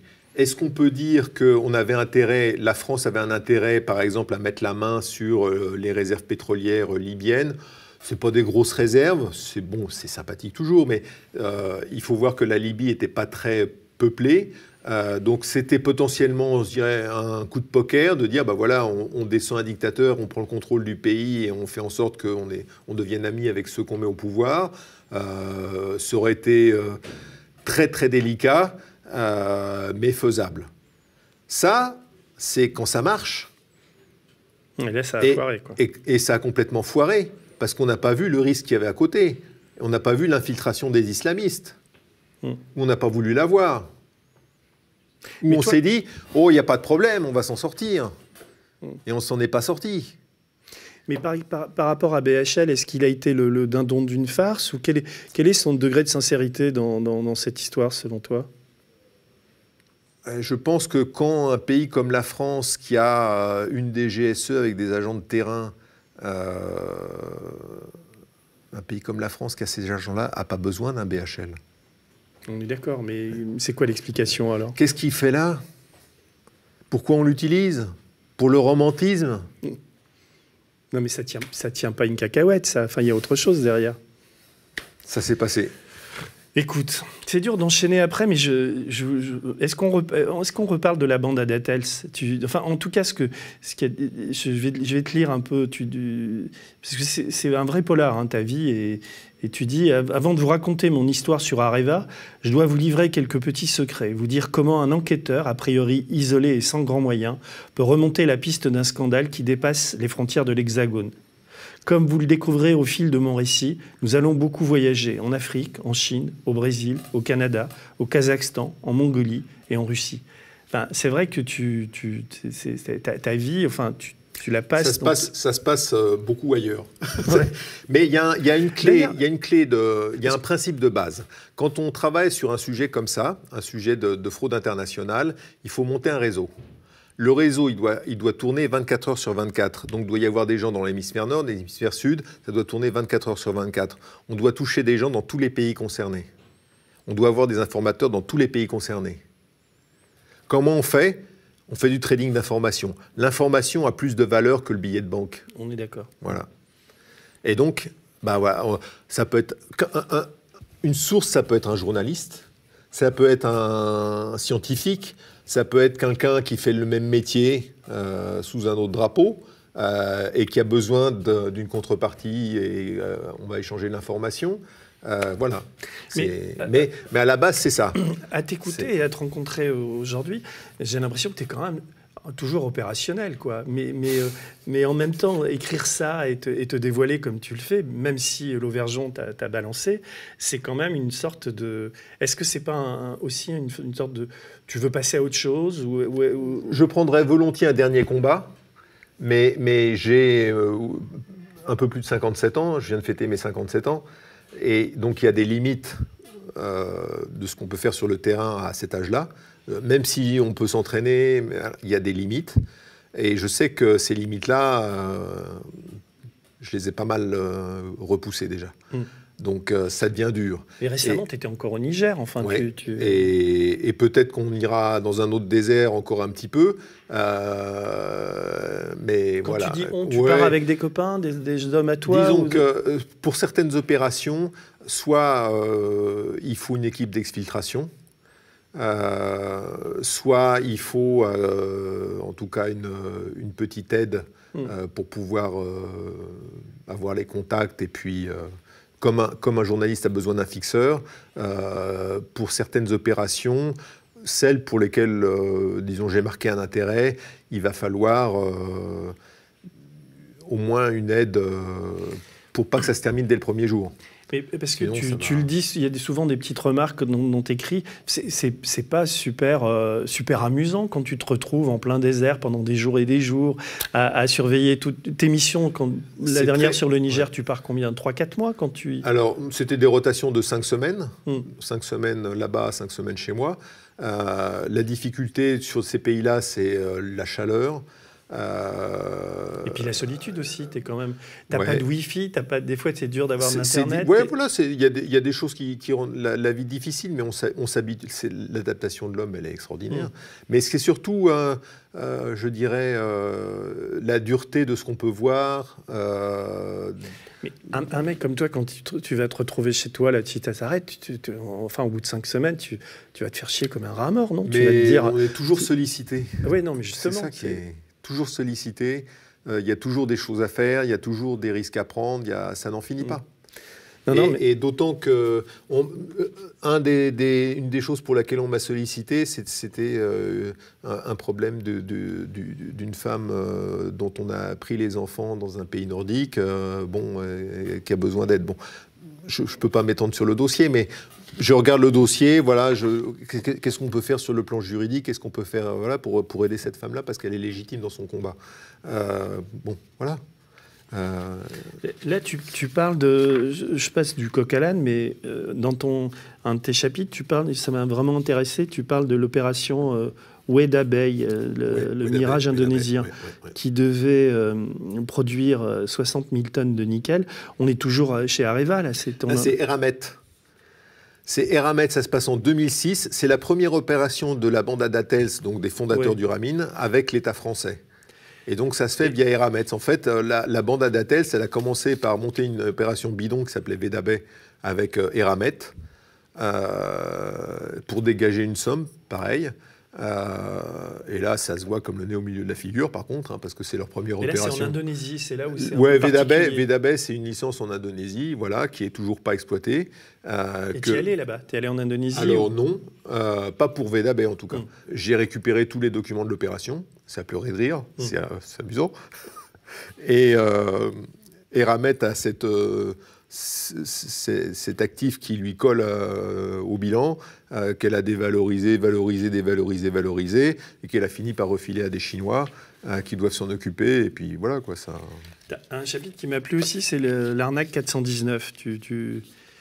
On a tous vu des arnaques faites par des Nigérians où on vous vend des trucs qui sont des escroqueries. Ben voilà quoi, c'est un petit clin d'œil à ce genre de truc-là. C'est la bonne arnaque africaine du gars qui n'a pas d'argent, à qui il faut envoyer de l'argent, et voilà.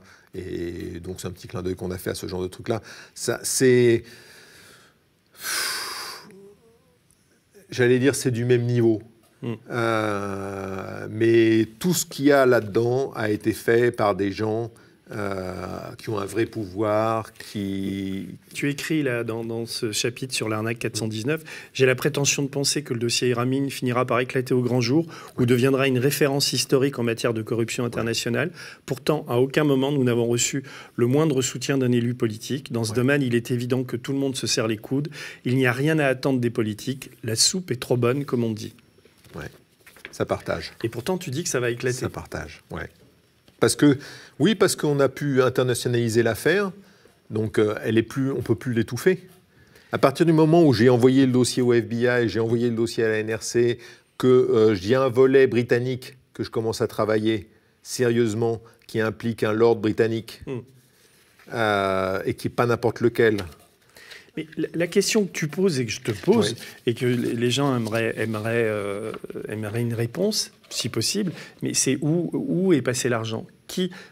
On va pas diffamer, on va pas.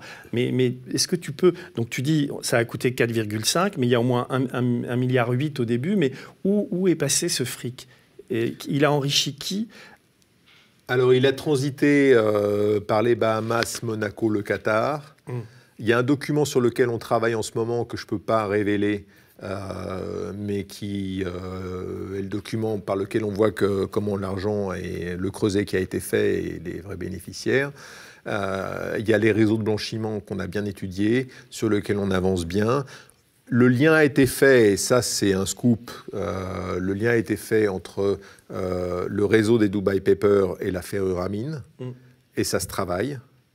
Et parce que les Dubai Papers sont sortis, mais voilà. d'une manière très, on peut dire édulcorée ou parcellaire. Le Nouvel Obs avait sorti. Voilà, mais en fait, le Nouvel Obs a vu que, je dirais, 20% même pas de la réalité, quoi, de ce qui était intéressant. Donc, on n'a pas parlé des mystères de la Democrat Connection. Alors, je te lis. En ce début de printemps 2018, je suis en mission quelque part dans une zone désertique en Afrique. J'aime bien ça parce que tu penses à quelqu'un que j'aime beaucoup, qui est Charles de Foucault, un vrai maître qui a passé 12 ans à étudier les Touaregs sans aucun soutien ni aide, et ce n'est pas son seul titre de gloire. Il faut avoir la peau chauffée par le soleil du Sahel pour comprendre combien cet homme a dû souffrir de tout, y compris de l'isolement. Je ne peux vous décrire comment notre défense fait son renseignement aujourd'hui, mais je n'ai pas croisé d'homme de cette trempe, et ce que je vois me rend plutôt agressif. Je me calme en me replongeant dans le dossier Areva, malgré une connexion Internet défaillante. Soudain, une certaine joie m'envahit. On t'imagine en plein désert, en train de te marrer. Enfin, je viens enfin de comprendre les tenants et les aboutissants des affaires américaines d'Areva.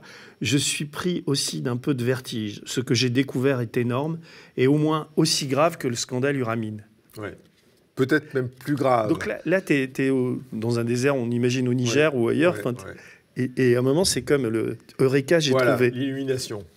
Et là, ça fait quand même du bien parce que, en fait, on absorbe énormément d'informations et finalement, le pulse se fait. Et on arrive à voir l'image de ce qu'on... le lien entre les informations et ça déroule. Et on trouve l'affaire Osra qui est peut-être plus grave parce que la corruption de l'administration américaine, quand même. La corruption de l'administration américaine. Mais ça, tu le découvres comment? En fouillant dans...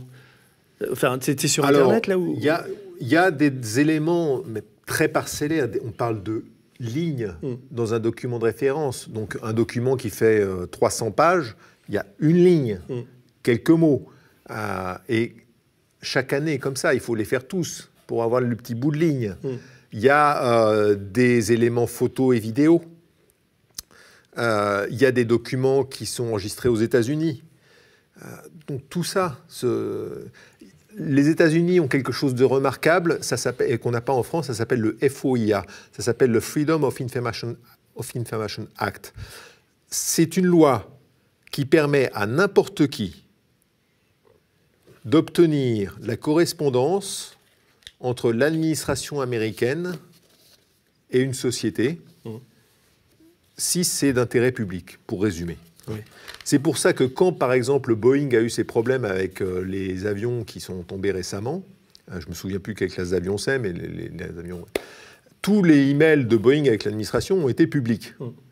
Et on a vu comment ça se passait, à Téhéran. On aimerait bien qu'il y ait la même chose avec Airbus et l'administration européenne ou l'administration française. Et ça n'arrivera jamais. Parce qu'on n'a pas le Freedom of Information Act, le FOIA. On pourrait l'avoir d'ailleurs, ça ne doit pas être si... Non, parce que nous, on a le secret des affaires. Ouais. Non, mais je sais, mais... Ah ben voilà. Pourquoi le contribuable américain a le FOIA et le contribuable français a le secret des affaires? Parce que la démocratie américaine, malgré Trump, fonctionne un peu mieux que la démocratie française. C'est clair. La justice coûte cher. Mais on peut instruire. Et on peut instruire quand on est journaliste. Quand on est journaliste, on est quand même pas mal protégé aux États-Unis. Plus qu'ici. Plus qu'ici. Moi, je serais riche aujourd'hui si j'étais aux États-Unis. Voilà. Avec l'Airstream. Les lanceurs d'alerte sont rémunérés dans le cadre des affaires de corruption, etc. Ce qui n'a jamais été mon cas. Moi, je n'ai pas touché un centime, mais je n'en demande pas, d'ailleurs. Tu t'es enrichi sur le dos de l'Angleterre. Voilà, il y a longtemps. En revanche, c'est vrai que là où je leur donne tort, quand je vois le procès Assange, bah oui. C'est un drame. Et même le militaire qui avait donné des données, un jeune militaire qui avait donné qui a changé de sexe. Chelsea. Oui, enfin bref. Moi, je pense que ces gens-là auraient dû être graciés. Ils auraient dû peut-être être condamnés pour le principe, mais graciés après, de même que Assange. Parce que l'air de rien, il a montré au travers de Wikileaks comment fonctionnait la diplomatie américaine, l'administration américaine. Et dans les dossiers qui ont été publiés, il y a des choses qui ont intéressé des partenaires étrangers, dans le bon sens du terme, qui ont permis de résoudre des affaires. Et moi, je pense que ça a été quand même plus positif que négatif. Parce qu'on lui reproche souvent d'avoir mis en danger, parce que lui se défend de ça, mais moi alors j'ai vu des cas où on aurait pu avoir des agents en danger, notamment des agents américains. Moi, sur la zone où ils opéraient, je les signalais quand je le voyais, mais ça avait été déjà vu, tout ça, il n'y avait pas de problème. Moi, je crois pas que la façon dont il est procédé ait pu mettre des agents en danger. Il a mis peut-être des opérations, il a éteint des opérations où il les a mis peut-être à risque, mais qu'il y ait eu des dangers physiques de personnes. J'ai jamais entendu parler d'un agent qui a été tué à cause de Assange, quoi. Non, mais moi non plus, je suis de cet avis aussi. Il y a un moment où tu m'as fait rire, c'est ton chapitre sur un de tes amis suisses, enfin ami entre guillemets, Michel Capt, et tu dis « J'ai gardé précieusement ce dernier document dont le ressort comique ne vous échappera pas. Il mérite quelques citations. Il devrait faire l'objet de présentations spécifiques dans les écoles de commerce. » Tu cites Anne Lauvergeon et c'est un rapport qu'elle fait en 2012, non, c'est ça? Et alors, à propos de la rentabilité d'Areva, elle dit « Pour Areva, atteindre et maintenir un niveau élevé de rentabilité constitue un devoir à l'égard de ses actionnaires, de ses salariés, comme de l'ensemble de ses parties prenantes. » Elle invoque leur intégrité, alors elle met entre guillemets, l'honnêteté, l'intégrité et la loyauté gouvernent en toutes circonstances les pratiques et les décisions d'Areva.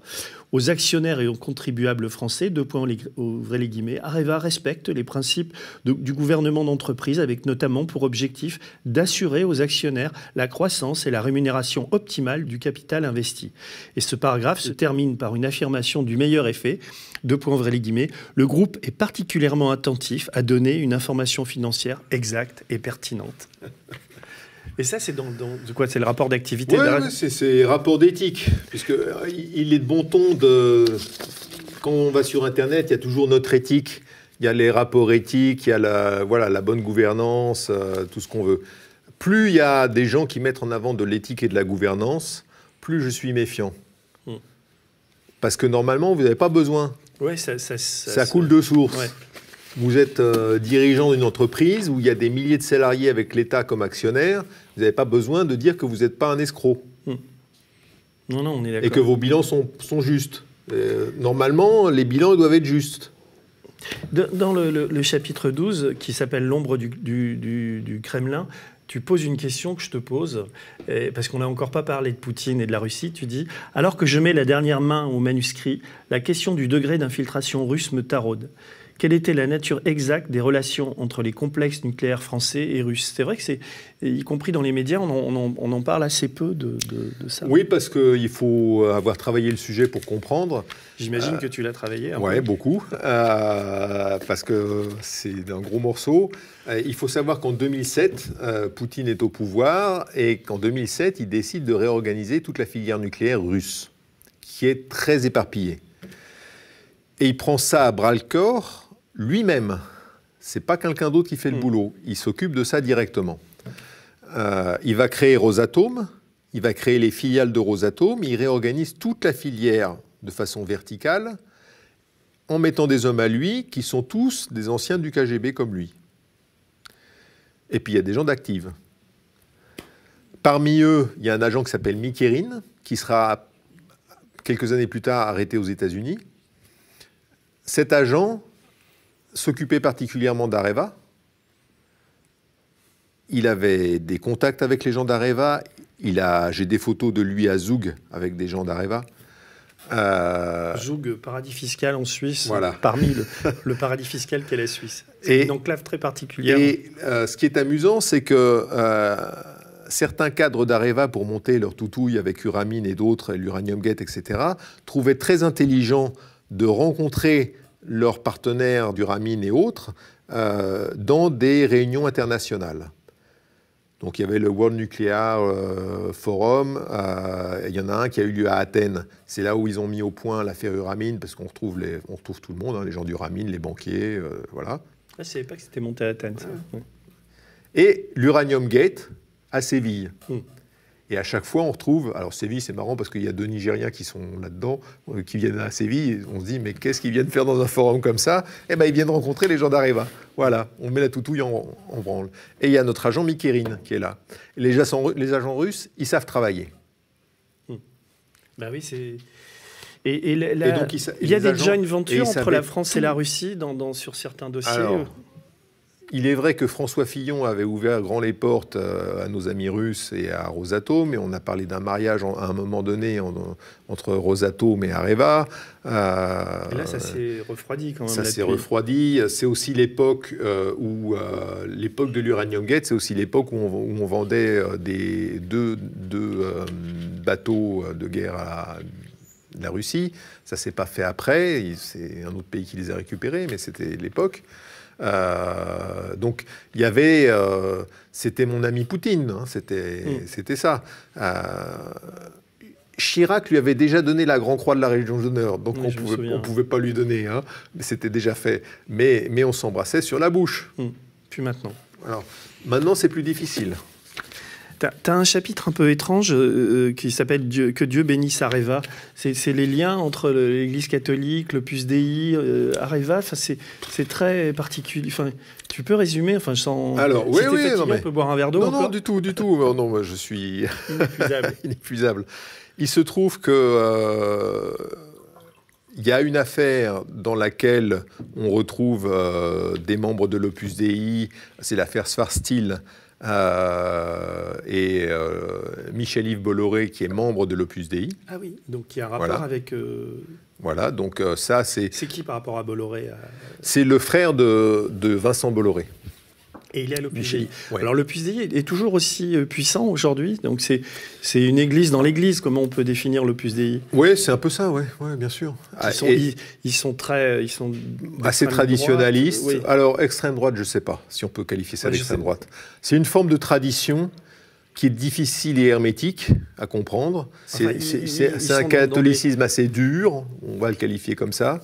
Est-ce qu'on peut dire politiquement que c'est de l'extrême droite? Je ne crois pas.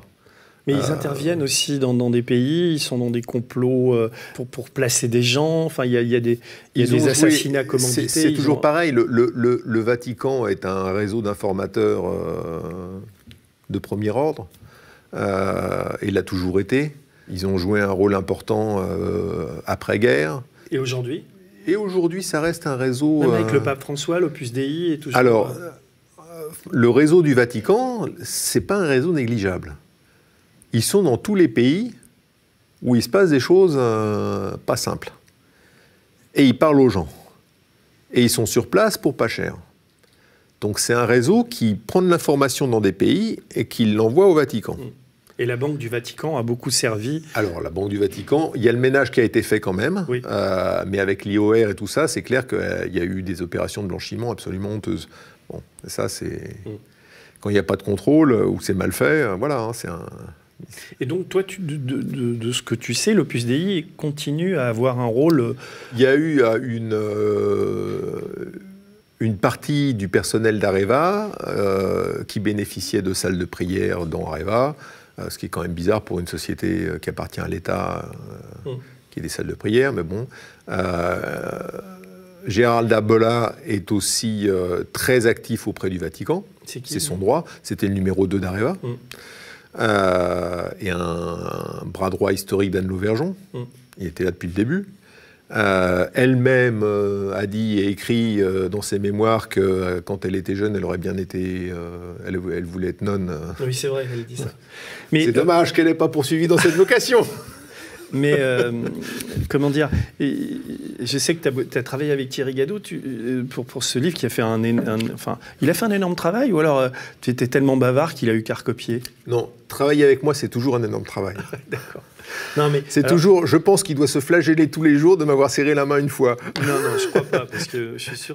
Non, mais sur ce chapitre-là, je suis un peu resté sur ma faim, moi, sur le... Je me dis qu'il y a sans doute... Mais bon, il y a sans doute des trucs à gratter encore sur sur les liens entre l'Église catholique et Areva. Bah, y a surtout, il fallait surtout instruire l'affaire Schwarzschild, qui a été très très bien documentée, avec Jean-François Victor notamment, qui a fait un travail remarquable de témoignage, et qui n'a pas été suivi les poursuites n'ont pas eu lieu. Ouais. Voilà.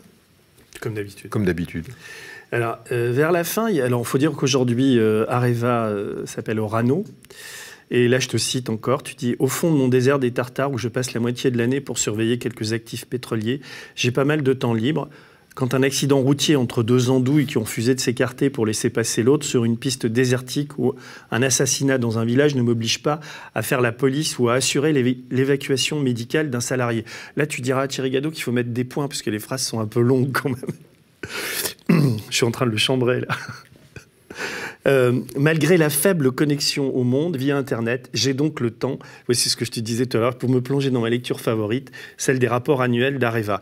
Et là, ce que je voudrais savoir, c'est aujourd'hui avec Orano, où on en est sur tout ça. Qu'est-ce qui se passe? Est-ce qu'il y a un ménage un petit peu qui a été fait? Est-ce que tu as des contacts avec eux? Donc, il y a des choses qu'il faut voir. C'est que Areva était coté en bourse.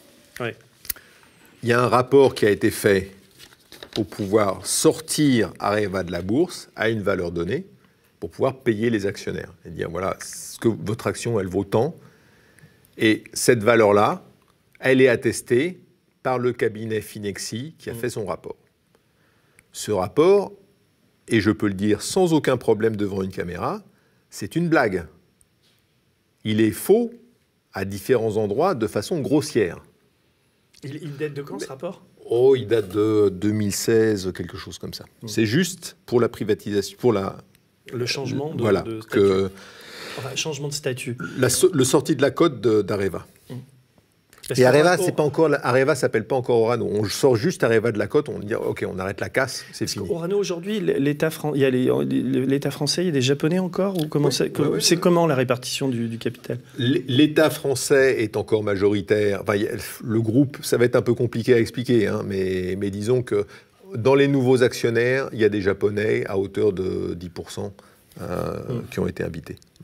Et donc, il a fallu sortir Areva de la cote. Payer les anciens actionnaires 4,50 € l'action, avec ce rapport de Finexsi qui a pleuré de rire. Et derrière, il faut recapitaliser. C'est là où Et c'est là où il faut trouver des braves partenaires étrangers qui ne vont pas trop regarder ce qui se passe et qui vont faire confiance à l'État français et à sa signature. Et on continue. Et on continue à leur mentir. Oui, parce qu'il y a les EPR qui sont en train de se casser la gueule. Il n'y a pas que ça. Il n'y a pas que ça. Il y a le projet Eagle Rock aux États-Unis. C'est quoi Eagle Rock? Eagle Rock, c'est un projet de construction d'une infrastructure aux États-Unis. Nucléaire. Oui. Que Obama connaît très bien. Parce qu'il a touché des... Parce que c'est lui qui a autorisé un prêt de 2 milliards de dollars en faveur d'Areva, alors qu'Areva était parti en vrac. Donc 2 milliards de dollars en faveur d'Areva, juste après l'affaire Osra. Enfin, un prêt dont Areva pouvait bénéficier. Et tant que le dossier n'était pas clos ou que les travaux n'avaient pas démarré, c'était toujours en cours. Ce prêt était... Voilà. J'ai 2 mails qui mentionnent stricto sensu que POTUS, donc POTUS, ça veut dire President of the United States, POTUS donne son accord pour ce prêt, alors que tout le monde n'est pas d'accord. Les autres lui disent non, il ne faut pas le faire. Il y a un problème. POTUS, il dit oui. On ne la connaît pas, cette facette-là d'Obama. Non. Eh ben voilà. Et ça, c'est sorti aux États-Unis un peu? Il y a eu quelques papiers, il n'y a eu pas encore? L'administration américaine est parfaitement consciente. Les 2 documents dont je parle, les 2 emails, ont été validés par des juges. Non, des juges aux États-Unis? Oui. Pourquoi? Donc il y a un dossier, Parce il y a une enquête? il y a eu un procès, le procès Solyndra, et ces 2 emails ça font partie des archives du procès Solyndra. Et donc les 2 emails ont été validés par des juges. D'accord. Donc les affaires continuent chez Areva. On arrive à la fin, tu vois, j'ai 2 post-it encore. Il y en a un, ton chapitre 16, tu l'as intitulé « Le grand capharnaüm de l'échec français ». Et je te cite, tu reviens sur Areva, enfin tu dis le désastre que c'est. De par ses statuts, le groupe Areva avait droit du soutien de tous les services de l'État, ce qui inclut les services de Bercy, ceux de la DCRI, ceux de la DGSI, ce que tu disais. Par conséquent, cette affaire est aussi celle de la corruption de l'administration française. Oui. En 2008, le président Sarkozy demande à Bernard Schwarzini de créer un FBI à la française. Hélas, notre squale nationale connaît mieux le milieu corse que les enseignants de Quantico. Quantico, c'est le camp d'entraînement du FBI en Virginie. Ouais. Il va par ailleurs... Tu y allais ? Je connais bien. Et en fait, ce qu'il faut savoir, c'est que les agents fédéraux, ils ont un tronc commun, on va dire, et qu'après, ils seront spécialisés. Et ça, c'est un vrai bonheur, parce qu'au moins, quand on a affaire à différentes agences, que ça soit ICE ou le FBI et tout ça, on a quand même des interlocuteurs de qualité et qui ont un niveau... voilà. Nous, on a Schwarzini et Balkany, quoi. Parce que tu dis, il va par ailleurs choisir de Schwarzini, quoi, qui crée ce FBI à la française. Hélas, notre squale nationale connaît mieux le milieu corse que les enseignants de Quantico. Il va d'ailleurs choisir de domicilier le siège de la DCRI à Levallois-Perret chez Balkany. Je me souviendrai toujours des yeux ronds de mon interlocuteur étranger quand je l'ai eu. C'était qui ? Je te demande pas son nom, c'était un agent ou quelqu'un d'autre ? Oui, c'était un agent fédéral qui... Du FBI, alors ? Un agent fédéral. Ouais. Il y en a des agences. Ouais. Alors, oui, quand tu lui expliques que le Balkany apparaît dans l'affaire Uramine via la Centrafrique, c'est du délire quand même. Et en plus, il faut lui expliquer. On lui explique que voilà, il est maire de Levallois-Perret et qu'en tant que maire de Levallois-Perret, il est officier de police judiciaire. Et alors là, les yeux tombent, comme dans un dessin animé. Quand on lui dit voilà, en France, le maire est officier de police judiciaire. Mais ça me fait plaisir de t'entendre dire ça, parce que des fois, quand tu discutes avec des gens ou même des politiques et tout, tu leur dis que la France est un État très très corrompu, quoi. C'est la phrase de Branco, ils sont pas corrompus, ils sont la corruption, quoi. Il y a une sorte de corruption endémique quand même dans ce pays. Qui s'est infiltrée. Et ça empire. Alors quand tu dis ça, tu passes pour un affreux déclinologue ou un mec qui va faire monter l'extrême droite. C'est le principe de l'eau et du château de sable. L'eau arrive sur le château de sable, ça commence par la base. Et puis ça commence à humidifier les murs. Et puis au bout d'un moment, le château de sable, il tombe. Voilà. Donc l'eau, elle est là. L'eau, on l'a dans les douves du château de sable. Comment tu regardes, toi, le mouvement des Gilets jaunes et tout ce qui s'est passé en France, compte tenu de tout ce que tu viens de dire ? Mais moi qui habite en province, on était assez loin des tapages parisiens et on a pu parler, je dirais, avec des Gilets jaunes, des gens qu'on côtoie parce que c'est mon plombier, parce que... Oui, bien sûr. Et donc on parle aux gens. Et pourquoi vous avez cette souffrance ? Pourquoi vous avez ces difficultés ? Parce que c'est difficile de vivre, qu'ils font beaucoup d'heures de travail, ils n'ont pas la rémunération qui va avec, parce qu'ils subissent aussi beaucoup la concurrence de tiers qui viennent de pays européens et qui n'ont pas les mêmes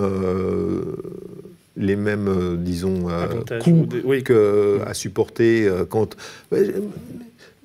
Mon plombier, qui est quelqu'un d'adorable et qui est un très bon professionnel, il me dit, mais voilà, moi je subis les travailleurs détachés.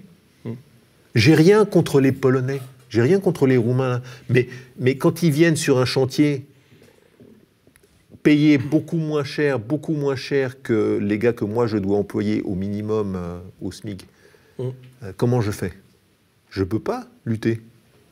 Donc moi je fais beaucoup plus d'heures de travail pour faire vivre ma famille, alors que je suis chez moi, je suis légitime. Et je comprends cette souffrance-là.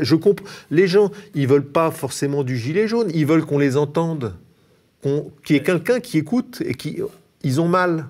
Est-ce que toi, tu votes ? Tu as des engagements politiques ? Alors, j'ai jamais eu de carte de parti politique. Et alors, j'ai dû faire alternativement. Moi, quand il y a eu les élections en 81, je crois que j'ai voté pour la première fois. J'avais voté pour Mitterrand parce que c'était, à l'époque, on se disait, l'espoir, c'est plus de liberté, c'était les radios libres, c'était... Et puis c'était la fin de vieux croutons. Donc on se disait, tiens, il y a voilà. Et la déception, on l'a eu assez rapidement, finalement. Voilà. Mais on n'en est jamais sorti. Tu as voté pour le jeune crouton là, qu'on a aujourd'hui ou... De mémoire, je crois que oui. Ouais. Non, mais j'ai fait la ou même au moins au connerie. 2e tour. Moi aussi, oui. Mais, et alors, ce qui m'avait plu aussi dans son programme, il nous dit, ben voilà, et ça c'est facile à faire, je vais éliminer la Cour de justice de la République, qui est réservée aux ministres. Oui. Je me dis, votons pour lui. Le gars est jeune, il n'a pas de casserole du passé, et il va me supprimer la Cour de justice de la République. Mais je l'embrasse. Rien que pour ça, je vote pour lui. Et alors après ? Ça prend le temps d'écrire le décret. Il a toujours pas... Et il ne le fait pas. Pourquoi ? Il a peur pour ses ministres. Il a peur pour Édouard Philippe, qu'on le rattrape dans l'affaire Osra. Ouais. Un coquin. Alors, je te cite encore, tu parles de La République En Marche. Là. Quel espoir peut-on fonder sur La République En Marche, qui doit ses réussites électorales en partie à son discours sur la moralisation de la vie publique ? En accédant à l'Élysée, Emmanuel Macron hérite du parquet national financier. Comme le révèle le magazine Challenge en 2018, le PNF a infligé 1,2 milliard d'euros d'amende, tout dossier confondu, amende effectivement payée, et ce, en 4 ans d'existence. Certes, un dossier comme HSBC représente 300 millions d'euros à lui tout seul, mais on compte quand même un total de 478 procédures. Et là, on revient à ce que tu disais, qui décrit quand même assez tristement la France, mais le gouvernement laisse volontairement le budget du PNF à 4 petits millions d'euros. En Roumanie, la DNA, National Anti-Corruption Directorate, je ne le dis pas, créée en 2002, compte 22 millions de dollars de budget. On voit que la Roumanie, quand même, un pays un peu, qui a une réputation un peu pourrie. Ouais. 538 membres, dont 135 procureurs, 168 officiers de police et 53 experts. Quand Mme Houlette réclame la possibilité de mener une enquête fiscale sans avoir à demander l'autorisation de Bercy, non seulement on le lui refuse, mais Bercy se dote d'une nouvelle police fiscale. Nous avions déjà la Brigade nationale de répression de délinquance financière, etc., etc. Je ne vais pas tout lire, mais tu termines là-dessus, on est désespéré. Voilà, on ne s'en sort pas parce que dès qu'un politique a un problème avec ça, il crée une entité où il change le nom. On a un acronyme invraisemblable à prononcer et il dit, bah voilà, moi j'ai... Alors qu'en fait, la brigade financière, l'entité anticorruption dont le nom est imprononçable, oui. Tout ça pourrait être réuni dans une seule et même entité, faire une entité forte. Mais non. Et on peut la rentabiliser, mais bien au-delà des espérances. Alors, j'ai une dernière question à te poser. Donc toi, tu as commencé à bosser sur Areva en 2010. Oui. On est en 2020. Oui. L'Auvergeon, son mari sont mis en examen. Enfin, il y en a un nom dessus. Enfin, il y en a plein qui sont mis en examen. Et le procès, là, quand est-ce qu'il va avoir lieu ? J'ai pas les dates. Alors, on n'a pas continué. Il y a différents volets. Il y a un volet qui reste toujours ouvert, c'est le volet corruption. Et donc, on travaille sur ce volet-là. Tu dis on ? On, parce qu'il y a la brigade financière, parce qu'il y a des gens dans différents pays, parce qu'on a cette liste qu'il faut travailler. Et on va y arriver. Récemment, et pas plus tard que la semaine dernière, j'ai une de mes sources qui était au Royaume-Uni, qui est décédée d'un cancer, mais sur son lit de mort, juste avant de passer l'arme à gauche, il a tenu à ce qu'on m'appelle pour qu'on me fasse passer le message, pour me dire « vas-y, continue ». N'abandonne pas ces dossiers-là, notamment le dossier Uramine. Lui, il avait eu affaire à la bande Adates qui avait ruiné sa famille et qui avait provoqué le décès de sa femme, et il m'a dit « va jusqu'au bout ». Voilà. Sur son lit de mort. Sur son lit de mort. Donc il y a de la motivation. Et on ira au bout. Ce volet corruption, on va y aller. Je te fais confiance, Marc Échinger. Vraiment, merci de ta disponibilité. Je ne sais pas ce que les gens retiendront de tout ce qu'on vient de se dire, mais moi, en tout cas, je trouve ça passionnant. J'espère qu'on va publier en feuilleton cette histoire de l'homme qui en savait beaucoup trop. Et je te souhaite de continuer à avoir cette pêche, cette énergie et tout ça. Je suis vraiment ravi. Et que nos auditeurs n'hésitent pas à partager, parce qu'en fait, c'est la masse qui fait qu'il y a une pression possible sur le pouvoir public. Et c'est ça qui joue. D'accord. Voilà. Et merci à Thierry Gadeau qui a permis bien sûr, Thierry. Voilà. Excellent. Au revoir. Au revoir.